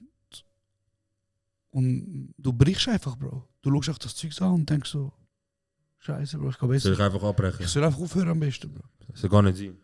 Und das ist einfach ein normaler Prozess, Bro. Das machen alle Regisseure durch, das machen alle Drehbuchautoren, alle Editoren machen das durch. Und das ist hart, Bro. Also du musst nachher den Film schauen in einem Kino, zusammengeschnitten, zusammengewürfelt, eine Rohfassung von dem Film. Und du musst einfach aushalten. Und die meisten Leute gehen nachher erstmal 2 Wochen Ferien. einfach go abschalten, Bro. Da tun die Hände in den Rücken, Kreativpause, schauen die Bro. Wand an, Bro, und denken so, eben, vielleicht breche ich besser ab. Denkst du, ich könnte ein Schauspieler mal werden? Oder halt nicht? Siehst du mir einen Schauspieler? Ich denke, du bist ein Entertainer. Ich denke, du bist eine Präsenz. Aber ich denke nicht, dass du ein Schauspieler könntest sein, Mhm. weil du, glaube ich, Mühe hast, einen Text auf Art und Weise zu sagen. Weil, Bro, das Ding ist, das ist etwas, so mache ich mir auch viel. Weil ich bin in dem Schnitt rum und ich schaue Mhm. das Schauspiel an und ich denke mir, wie dumm kann man einen Liftknopf drücken? Weißt du, was ich Ja, meine? ausrutschen. Ja, fix. Weil das Ding ist, wenn du schauspielst, Bro, du spielst etwas. Ja, fix. Jani, hast du dir jemals gedacht, wie rede ich? Ja, fix. Wie drücke ich einen Knopf? Du Wie bist öffne du, ich ja. eine Tür? Du bist einfach du. Sobald die Kameras laufen, du bist... Jani, auf einmal du bist ein Roboter oder Ja, so. fix. Und warum ich mir das überlege, ich habe mir nämlich oft überlegt, ob du könntest ein Schauspieler sein. Mhm. In Deutschland machen sie das ja recht geil. Unsere Kennex. Ja, Mann. Jani, es gibt 100 Serien mittlerweile. Das ist geil, Mann. Wirklich geil. Es gibt auch jetzt eben eine neue Serie von ein paar guten Freunden von mir, Fleischwolf, Ja, wo Mann. voller deutsche Rapper rein Das ist sind. ganz geil. Ganz geile Serie, zieht nur das rein. Ja, Kann man auf YouTube schauen, kann man in der Mediathek free, schauen, ja, for for free. Und das sind ja Menschen, die sich alle selber spielen. Ja. Oder ein Weissel Ja, Mann. spielt sich oft Ja, selber. das ist zu geil. Das ist zu nice. Und ich bin der Meinung, du könntest das gut, Mhm. dich selber Ja, fix. spielen. Fix. Das machst du ja auch in Mhm. unserer Serie zum Beispiel. Ja, voll. Aber ich denke nicht, dass du könntest jetzt irgendwie So ein Anwalt zum Beispiel spielen oder Ja, nee, so ein irgendetwas. Mafia-Boss oder so. irgendetwas, das glaube ich Okay. weniger. Was denkst du? Ich habe mir selten so Gedanken darüber gemacht. Ich habe mir erst angefangen, ein bisschen Gedanken darüber zu machen, seit ich am Sonntag den Dreh kam beim Fastino. Und Scheiße, Mann, ich kann Manu? Ja. Ein Dreh kam und dort war schon der Jamal der Director gewesen. Das ist auch lustig. Er fängt jetzt auch an. Ja, also macht schon länger, ja. Ja, fix. Und das Geile ist, ich habe so den Text bekommen von ihm, weißt du, so. Also hast du so ein bisschen Jani Text? Dings, nein, er hat eine Geschichte erzählt, so, Mhm. wie er das Video aufgebaut hat, einfach so einen Zusammenhang hat. Und das ist mir einfach so voll erinnert an dich, weißt du, wo du so mit 18, 19, 20 so. Aber es ist kein Dialog gehabt. Nein, ich habe keinen Dialog gehabt. Mhm. Und dann bin ich dort gewesen, Bro, dann haben wir den Clip gemacht und so. Nach der Jamal so, er so, Bro, hast du mal überlegt, Schauspieler werden? Ich so, nein, noch nie im Fall. Also, wieso und so, weißt du? Ja, schon so, ich so, das Ding ist halt, weißt du, ich habe nie so, mir so Gedanken darüber gemacht, weißt du? Ich habe mich auch nicht in dem gesehen, weil, wäre ich etwas im Guten, ich habe schon Gedanken darüber gemacht, aber ich habe nie so Dings, weißt du? Ich so, ich glaube schon, man, ich glaube, du kannst guter Schauspieler werden, man. Ich weiß nicht. Ich so, komm, ich frag mal Diosch im Podcast. Also ich wollte gar nicht in Weg. Also entweder hat entweder hat der Jamal keine Ahnung oder du hast Ahnung. Ja, also look, das Ding ist, ich kann mir das eben, also ich finde das noch ein interessantes Gespräch, weil ich bin ja, ich fange jetzt an, meinen ersten Langfilm zu schreiben. Mhm. So, Was heißt Langfilm? So ab 1 Stunde? eigentlich ein Langfilm ist 1,5 Stunden. Okay. Ja, dann hat der Ringe Teil 1. Abendfüllend. Nein, abendfüllend. Also Okay. einfach zum Beispiel, was ich auch interessant finde, ich bin ja der Meinung, in der Schweiz geht man nicht ins Kino als Schweizer, Mhm. weil alle unsere Filme sind so Arthouse-Filme. Ja, Mann. Also Film, wo Kunstfilm möchten sein. Autorenfilm möchten sein. Ja, kein Genre, ja, kein... Also du siehst kein Thriller, du siehst keine Comedy richtig gute. Ich meine, einer der erfolgreicheren Filme, der jetzt in den letzten Jahren rausgekommen ist Bonjour Ticino. Ja, stimmt. Von dem bin ich auch wieder in den Medien. Da geht's, ich will das gar nicht werten, ich probiere das jetzt auch unwertend zu sagen. Ja. Aber es geht um eine Schweiz, wo sich entscheidet, nur noch eine Amtssprache machen. Also ich habe nicht mal geschaut, ich finde es auch scheiße. Es ist noch eine geile Idee bis jetzt, ja. Und der Joke ist, welche Sprache wären sie? Ja, wahrscheinlich irgend halt alles andere als Deutsch, Italienisch. Ja, Italienisch. Ja. Und jetzt muss jeder in der Schweiz Italienisch lernen. Nachher mit dem Dialekt. Genau, oder? Und Bonjour, Ticino. Also Bonjour, halt, ja. Ja, genau. Und das war mega erfolgreich, wenn man von Zahlen redet. Ja. Und das Problem ist aber, die ganzen Kunstinstitutionen, die ganzen ZHK-Menschen, die seit Jahren im Business sind und abgeschlossen haben, die schauen den Film an und die machen so, was ist das jetzt für ein Film? Aber er hat gezogen, nicht? Genau, aber das ist das Problem. Ja. Die ganzen, man nennt das so ein bisschen Highbrow-Leute, so, die so ein bisschen schauen. Die sogar, weißt du, sagen, das ist keine Kunst. Ja, nee, das ist keine Kunst. So, das ist nicht... das ist so billig, einfache Filme. Keiner hat sich umgebracht in dem Film. Ja. Keiner Wo ist der Plot-Twist, dass er stirbt, aber doch nicht gestorben ist und seine Schwester ist doch nicht seine Schwester, sondern sein Vater. Das ist auch mein Film. Okay, scheiße. Aber du weißt, was ich meine. Ja, so, sie schauen und denken so... Mega mit einem kritischen Auge. Wie kannst du das schauen, du kannst das schauen, ohne dass du einen akademischen Titel hast? Voll, ist das dein Film jetzt? Ja, voll. So ist das dein Anspruch auf Film machen und so. Wie dein Film hat keine Kritik an Gesellschaft. So, weißt du, was ich meine? Ja, voll. Ich finde den Film jetzt auch nicht gerade geil, aber sie wollen einen Schweizer Film, oder sie machen einen Schweizer Film kommerziell. Also damit auch Menschen, die außerhalb von dieser ZHK-Bubble oder von dieser Film-Bubble Film schauen. Ja, Bro, weil der durchschnittliche Schweizer ist halt nicht ein ZHK-Absolvent. Bruder, scheiß mal auf den durchschnittlichen Schweizer. Ja. Erinnere dich, Bro, wo Katar sein Film, wo ja alles andere als... Also, hast du ihn geil gefunden? Rheingold. Bro, jetzt fängst du mit mir das mit Dings machen mit... Ja, ne, ist kritisch genug gewesen. Bro, ich habe ihn geil gefunden, Bro. Okay, aber ich wollte damit sagen, es ist jetzt nicht einmal etwas, wo jetzt wirklich aus der Feder von Katar gekommen ist und mega repräsentativ war. Es ist sehr kommerzialisiert worden. Yani, was macht denn Emilio Ja, fix. 100%. dort und spielt? Weißt du, was ich meine? 100%. Das meine ich. Ja, aber egal, das ist gar nicht die Diskussion. Ich wollte damit sagen, der Film kommt in die Schweiz und all die Kennex rennen Ja, fix. und schauen den Film. Ja, sie wollen. Es kommen Filme von albanischen Stars in die Schweiz. All die Kennex rennen. Es kommen Filme von sri lankanischen oder sri lankanesischen oder indischen. Ja. All die Leute rennen. Ja, fix.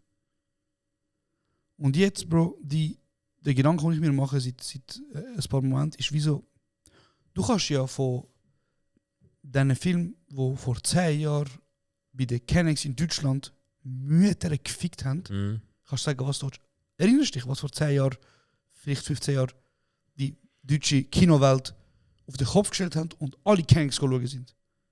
Vor 10, 15 Jahren, muss ich überlegen. 10, 15 Jahre. Hat der Bushido mal etwas gedroppt? Oder ist das der Sido gewesen? Kann auch sein, du meinst so, dass die Zeit nennen dich und so. Aber Lion zum Beispiel ist doch eins gewesen. Lion ist ein bisschen älter. Ist französisch. Ja. Bro, fuck you Goethe. Ah ja, fix, ja. Also, einfach wenn ein Barek mitgemacht hat, ein Elias. Du kannst über den Film ja halten, was du willst, Bro. Ja. Also ob das jetzt ein Kulturgut ist oder nicht, von mir aus diskutieren darüber. Aber er hat fix. Standard und Leben verändert in Deutschland für Kennex. Fix, 100%. Und ich denke mir eigentlich, Bro, wenn ich einen Film würde machen in der Schweiz, wo sich rund um wo auch die migrantische Perspektive reinbringt, würden doch Leute den Film schauen. Würden doch Leute den Film schauen. Aha. Ja. Also, weil es ist eine Comedy von Kennex für Kennex. Ja, fix. Ja. Und das habe ich das Gefühl fehlt und das ist so mein Gedanke und jetzt diesen Bogen geschlagen, Bruder, aber ich wollte damit sagen, ich habe mir jetzt auch viel Gedanken gemacht, weil ich wollte da drin ganz viel Schweizer Rapper innen drin haben, die sich selber spielen, eben so dich. So zum erfolgreiche Beispiel. Leute, oder? Und Noah Bachhofen. Ja. Und weißt du, was ich meine? Ja, so ein fix. bisschen das, was Deutschland halt richtig macht. Ja, seit fix. Jahren. Also alle, die am Film von Josh mitmachen oder mitwirken werden, sind relevant, die anderen sind nicht relevant. Genau. Irgendwie so Sachen habe ich mir überlegt und was, weil das Ding ist zum Beispiel, ich wollte jetzt auch nicht zu viel über die Story erzählen, aber was ich so für einen Humor drin habe, wo zum Beispiel, ich erinnere mich immer an die Zeit zurück, wo wir in die Lehre angefangen haben, Bro. Auf einmal, wir sind alle von der Oberstufe rausgekommen. Und alle laufen, wir sind so zu 5. von daheim, von Tös, Richtung Busstation am Laufen, Bro. Einer von uns hat Arbeiterkleidung an, einer hat ein Hemd an, einer hat einen Anzug an, einer hat normal, keine Ahnung was an, weil der im Banking schafft Anzug. Wir laufen, so ein 7-jähriger Bub hockt am Ecke, 8-jähriger Bub, so ein kleiner Schippi ist es gewesen, oder Araber, hockt im Ecke, wir laufen vorbei, schaut er so, cool, bist jetzt Politiker? So, weißt du, was ich meine? So, der Ding, genau, sorry. Und was ich damit vorher sagen ist, ich bin jetzt mittlerweile schon seit 3,5 Jahren in dieser Highbrow-Film-Bubble drin, dass ich auch ein bisschen fest angefangen habe, mich abweichen und Dramafilm machen. Und meine Schauspiel, vorher habe ich immer, also ich caste ja immer eigentlich in meiner Hauptrolle halt unsere Leute.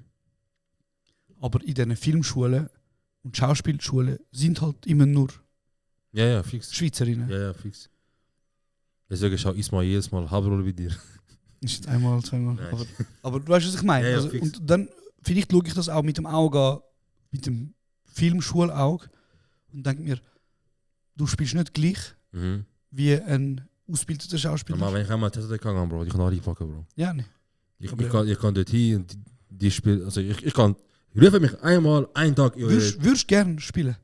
Schauspielerin? Ja. Keine Ahnung. Weiß nicht, Also würdest du Text auswendig lernen und... Es kommt voll davon, was ist. Aber was ich jetzt mehr will sagen ist, ich habe einen Tag, wo ich in Theater ZDK-Dingens da und nachher, wir sehen, 3 Jahre oder 8 Jahre Master gegen mich. Ich nehme auseinander. 2 Staffeln pro 7, Bruder, kein Problem. Gegen 8 Jahre Master. Tell him. Wir machen den Beef. Was hast du das Gefühl, wie so mein Schulalltag aussieht? Ich habe gesagt, du gehst rein. Mhm. Bravo, gut, nein. Du Fair? gehst rein. Dann gehst du, glaube ich, in die Cafeteria. Holst deinen Hafermilch, zuckerfreie, laktosefreie Kaffee. Ja, bis jetzt stimmt alles perfekt. Okay, dann gehst Vergiss nicht das Ding. Chiasamen. Ah, genau. Vorher hast du den Chiasamen ballert. Und Ingwer hast du reingebissen. Und dann gehst du abchecken, was dein Plan ist. Okay, ich muss das und das in das Fach gehen. Dann gehst du vom Weg dorthin, siehst du so Leute vom Boden so am liegen. Du weißt nicht, ist das jetzt ist das jetzt Aktivismus oder ist das Kunst? Ja. Aber Leute sind dort frei. Ja. Und dann laufst du weiter den Gang, dann schaust du links, Bro, Leute sind Wand am Sprayen. Du weißt nicht, ob Kunst oder Schaden, weißt du, ob sie etwas kaputt machen. Also eigentlich, ob sie kennen sind oder Studenten. Ja, du hast keine Ahnung. Dann laufst du weiter, dann schaust du den Gang rechts, dann siehst du Leute am Singen, aber offensichtlich können sie nicht singen, aber du weißt nicht, ob es Kunst ist oder ob es ein Versuch ist, zum schauen, ob sie singen können. Ja. Bis jetzt stimmt eigentlich alles. Ja, ja und du siehst viele Sachen, wo du nicht klar weißt, was es ist. Das stimmt. Dann gehst du in dein Klassenzimmer und gehst an deinen Platz, Bro. Und ich würde mir wünschen, dass du hinten gehst, dass du hinten hockst, hinten links. Aber die Realität? Die Realität ist, du bist vorher Lehrer. Ja.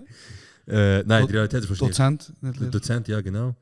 Dann gehst du dort hin, Bro, und ich habe das Gefühl, eure Klasse läuft so ab, eure Stunden.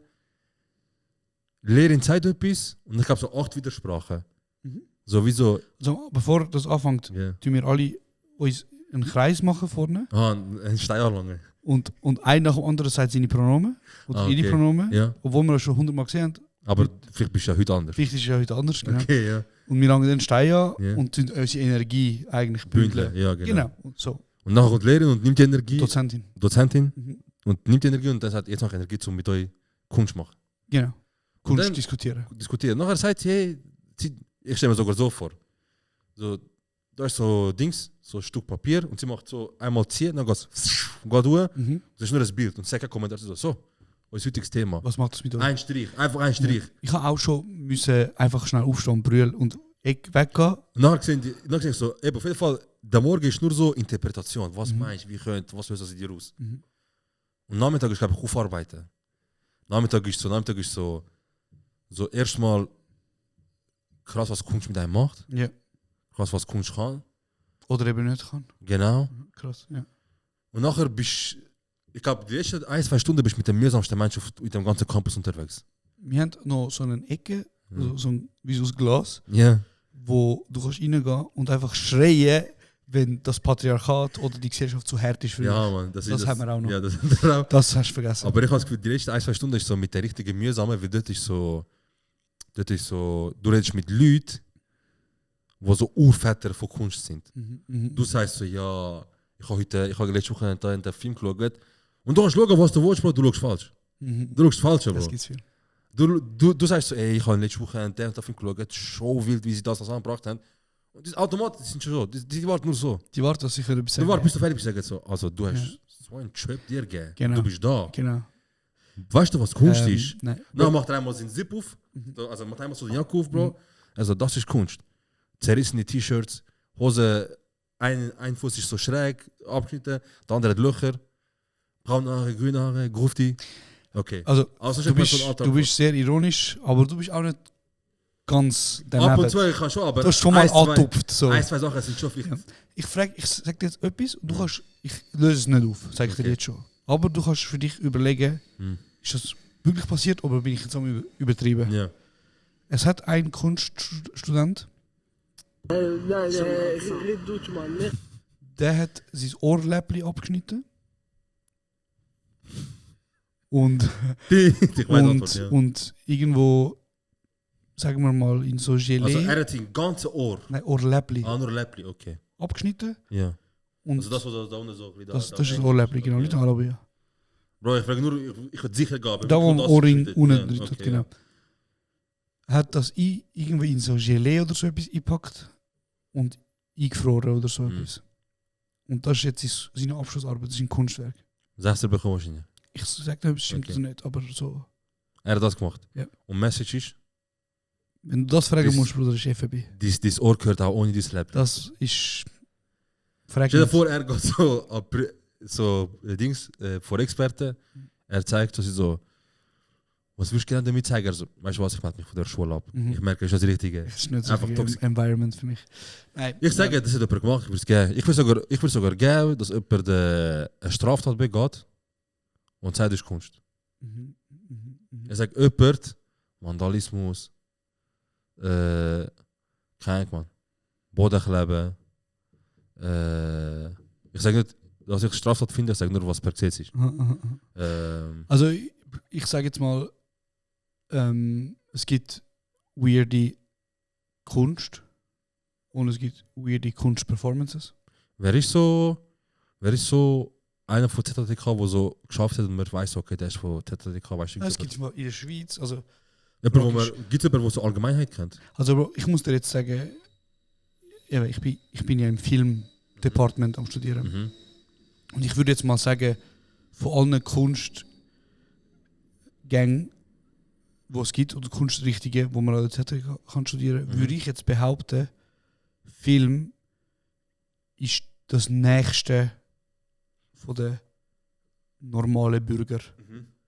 Also wenn du jetzt irgendwie, du hast Trans and Identity, du hast Film, du hast Fine Arts, du hast Art Education, es gibt ja ganz viele verschiedene Studiengänge.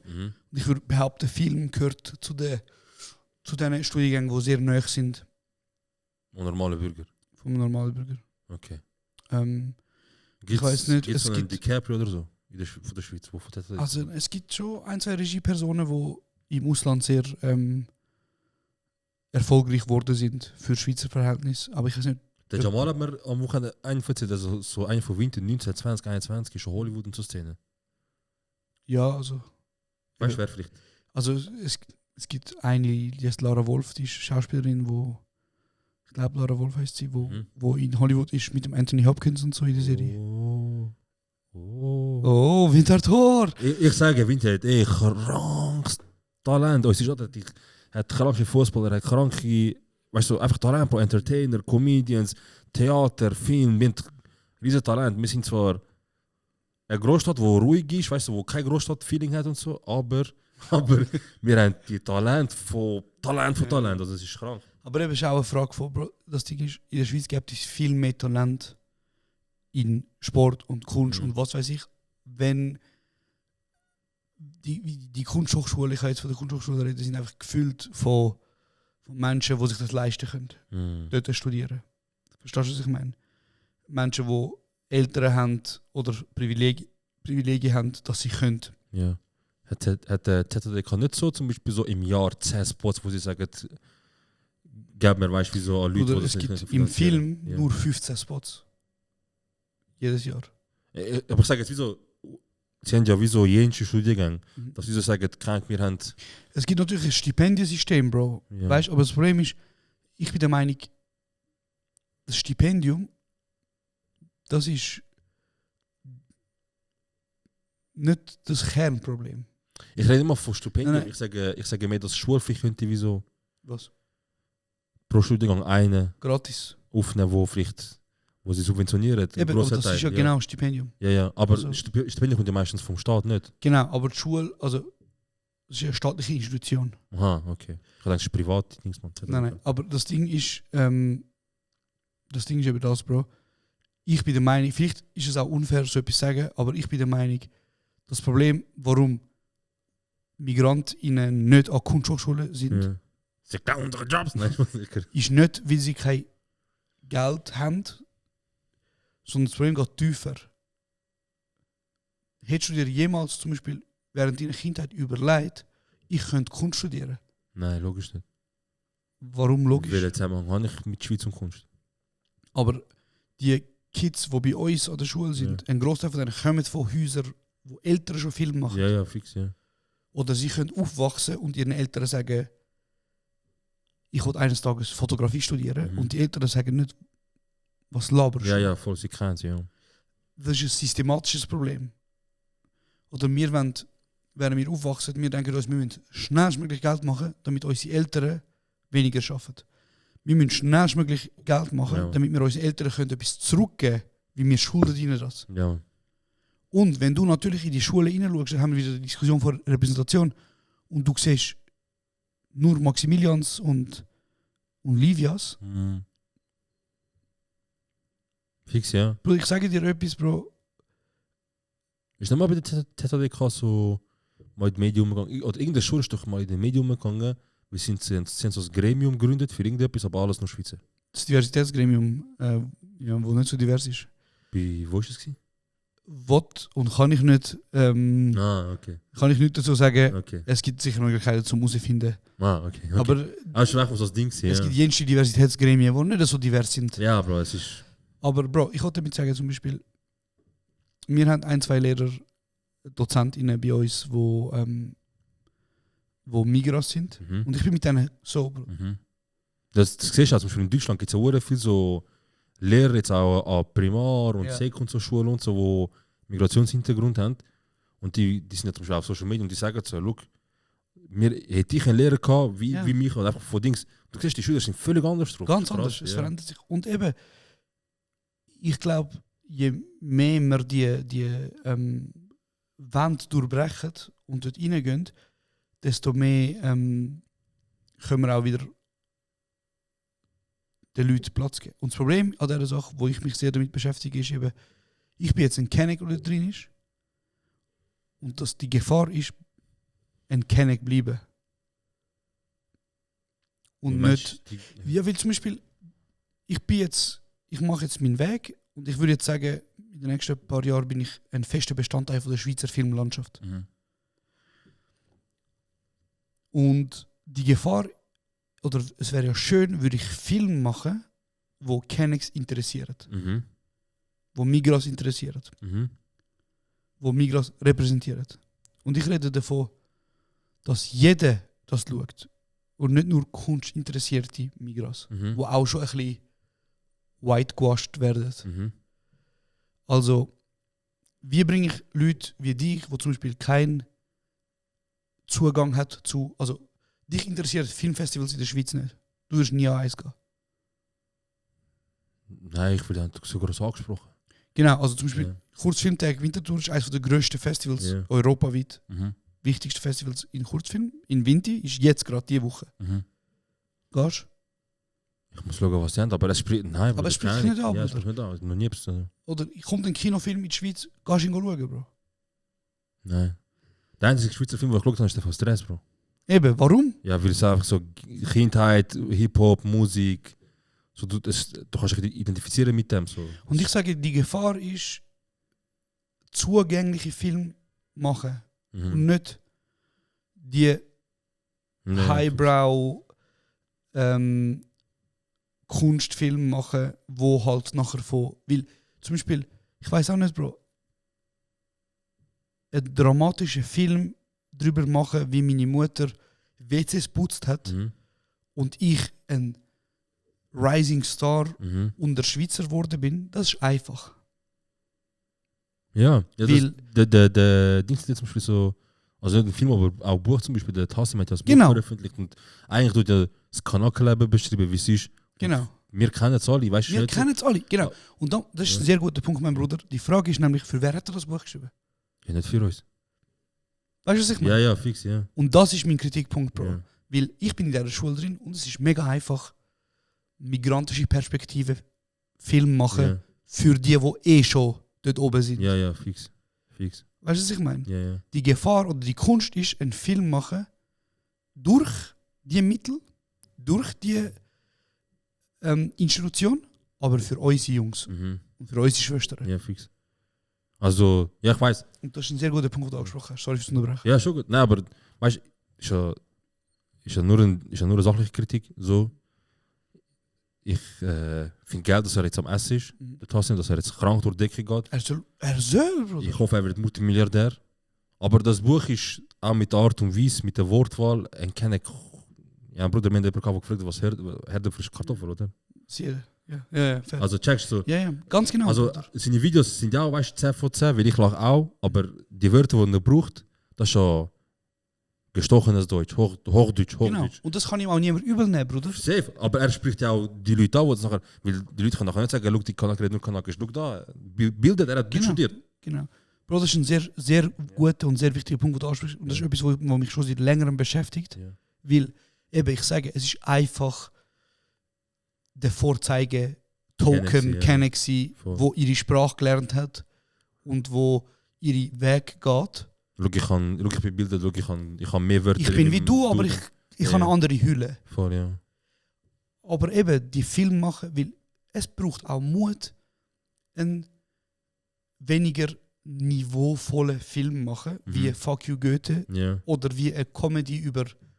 Weil jeder erwartet von mir, dass Dass ich du jetzt. etwas Krankes machst, weißt dass du, wo ich dich jetzt- 7 Fragezeichen hast, was hat er jetzt gemeint mit dem? Genau, oder dass ich einen Film mache über kurdische Mafia Ja, ja. zum Beispiel und über Blutmord oder über Schmerz und Ja. Heimat. Ja, ja. Und das erwartet jeder, Bro. Ja, das ist ja wie wenn wir an Interviews gehen mit Zeitungen. Sie erwarten immer, dass man erzählt, wie schwierig wir es kann. Genau. Und so, ja. Aber einen Film machen, wo ich einfach nur, zum Beispiel in einem Coiffeursalon eine Comedy ist, Ja. von Kennex und Ja, ja, fix. Das ist eine Schweizer. lustige Idee, ich schwöre. irgendetwas, dann denken die Leute schon, ja, okay, er macht Popcorn-Kino. Ja, ja. Aber da gehen nachher alle ins Kino. Ja, aber das Ding ist eben, er macht Popcorn-Kino für die, die seit 30 Jahren übersprungen worden sind, dass es für die kein Das ist es. Popcorn-Kino gibt. Das Weißt? ist es eben. Es ist ja nicht, ja, ist das so gesetzt, weißt du, dass wenn du etwas studierst und etwas machst, wo vielleicht viele in diesem Bereich einfach sind, Mhm. das ist eben das, wenn du so etwas machst und Leute sehen, das als etwas einfach Simples, so, schau, Josh studiert und so, wir sind Filmstudenten und Filmemacher und es ist gar nicht anspruchsvoll, was er gemacht hat, dann hast du die Message nicht verstanden. Mhm. Weil er macht es ja nicht, um selber zu schauen, wo sind die künstlerischen Grenzen. zum zu schauen, was kann ich als Künstler alles reissen und wer kann ich alles verwirren und wer kann ich alles in den Kopf ficken und so. Ja. Sondern es geht darum, dass du sagst, ich bin jetzt endlich einer von den wenigen, von meinen Leuten, der jetzt das macht, was viele andere gemacht haben, für die Europäer, Film, Serien, aber ich mache es einfach für meine Leute. Ja. Und meine Anforderung ist nicht, dass es künstlerisch krass muss sein und so weiter, weil wenn die Leute ihre Pop-Sendungen machen oder ihre Comedy-Sendungen, sagen es auch nicht, der durchschnittliche Europäer muss jetzt den Kopf grübeln und meinen Witz verstehen. Sondern unsere Leute mit einfach etwas haben für sich, wo sie auch schauen können, weil es hat brutales Potenzial, es sind nicht 100'000 Leute, es sind in der Dachregion über 5 bis 10 Mil. Also du hast allein 3 Millionen Türken zum Beispiel, also türkische Wurzeln oder Türken oder einfach, wo sie einfach so, also ich habe das in Dings gesehen, auf dem YouTube-Video von ZDF, und dort hat offiziell Deutschland 3 Millionen Leute mit türkischen Pass oder einfach türkischer Herkunft oder türkische Wurzeln, was auch immer. Das sind halt auch Kurden, weil sie kannst nicht sagen, ich bin Kurden und so. Aber 3 Millionen so, dann hast du Albaner, Bosner, Afghaner, Syrier, Bro. Du hast in der Dachregion hast du 10 Millionen Menschen. Sag ich, 10 Millionen Menschen, die du kannst abholen. Und dann, unabhängig davon, von den Leuten, die es sonst nicht generell lustig finden, obwohl nicht mal du will abholen. Wie viel Film finden wir lustig, die nicht für uns sind, die wir einfach geil finden. Shoot das Money to und so weiter. Absolut nicht unser Ding. Absolut ist die Welt, aber es war einfach früher lustig, weißt du? Einfach Comedy. Absolut. Nein, ich bin voll bei dir und ich finde das ein sehr guter Punkt, was du gesagt hast, wegen Tassim. Ich habe eben auch sein Buch gelesen. Ich habe nicht gelesen. Oder, also ich habe angefangen und ich habe mich schon gespiegelt gefühlt, aber der Bruder hat so viele Sachen erklärt, wo ich mir denke, ja, warum erklärst du mir das? Ja, du musst ja wissen, das ist wahrscheinlich für die Almans, für die Deutschen. Genau, aber eben, das ist genau das. Bro, wichtiger Punkt, schöner Punkt, schönes Gespräch, wir sind bei über 1,5 Stunden. Du hast im Dezember haben wir einen Gastauftritt. Ja, Mann. Ich schwöre. 9. Dezember. Die Bress sind bei Mike Müller. Für die sich fragen, unsere Leute ist voll normal, wer der Mike Müller ist. Vielleicht sagt euch das jetzt eher etwas. Jacob und Müller. So. Und mit dem Müller sind wir unterwegs. Auch ein wirklich guter Schauspieler, hat in vielen Filmen mitgemacht. Genau, und wir freuen uns sehr, wir sind jetzt zu Besuch bei seiner Show. Checkt uns Insta ab, wir werden das sicher noch posten auf Insta. Vielleicht gibt es da noch, also wenn, dann gibt es noch weitere News, so, wegen wie es abläuft mit der Show und Tickets und so weiter. Und ja, Mann. Ich glaube, es noch etwas sagen, aber ich habe vergessen, sonst scheißegal. Genau, schreibt Kommentare, stellt uns Fragen für die nächste Folge. Genau, vielleicht können wir da noch sagen, wir haben vor, in einer späteren Folge mit einem Gast über die Haftbefehl-Doc reden, wo auch in aller Munde ist, wo abgeht. Würde mich interessieren, auch so ein bisschen über popkulturelle Sachen mit dir reden, Bro. Ja, Mann. Ja, ich habe mich jetzt wirklich reingesteigert in das Shit. Ich muss immer noch schauen. Interviews geschaut und so. Und ja, ich könnte bald damit rechnen. Also wir müssen jetzt am schauen, ob das die reguläre Folge wird, die rauskommt alle 2 Wochen. Oder ob wir das aufnehmen und aushauen das Special, weil was bringt es uns im Dezember über das reden, weißt du, wenn vielleicht nicht mehr so viel darüber redet. So. Aber wir werden es sehen. Auf jeden Fall danke euch vielmals fürs Zuhören. Schreibt Kommentare, stellt uns Fragen. Haut rein, Leute. Und vergesst nicht, Serhat, was? Like, kommentieren, subscriben und erzählt von unserem Podcast.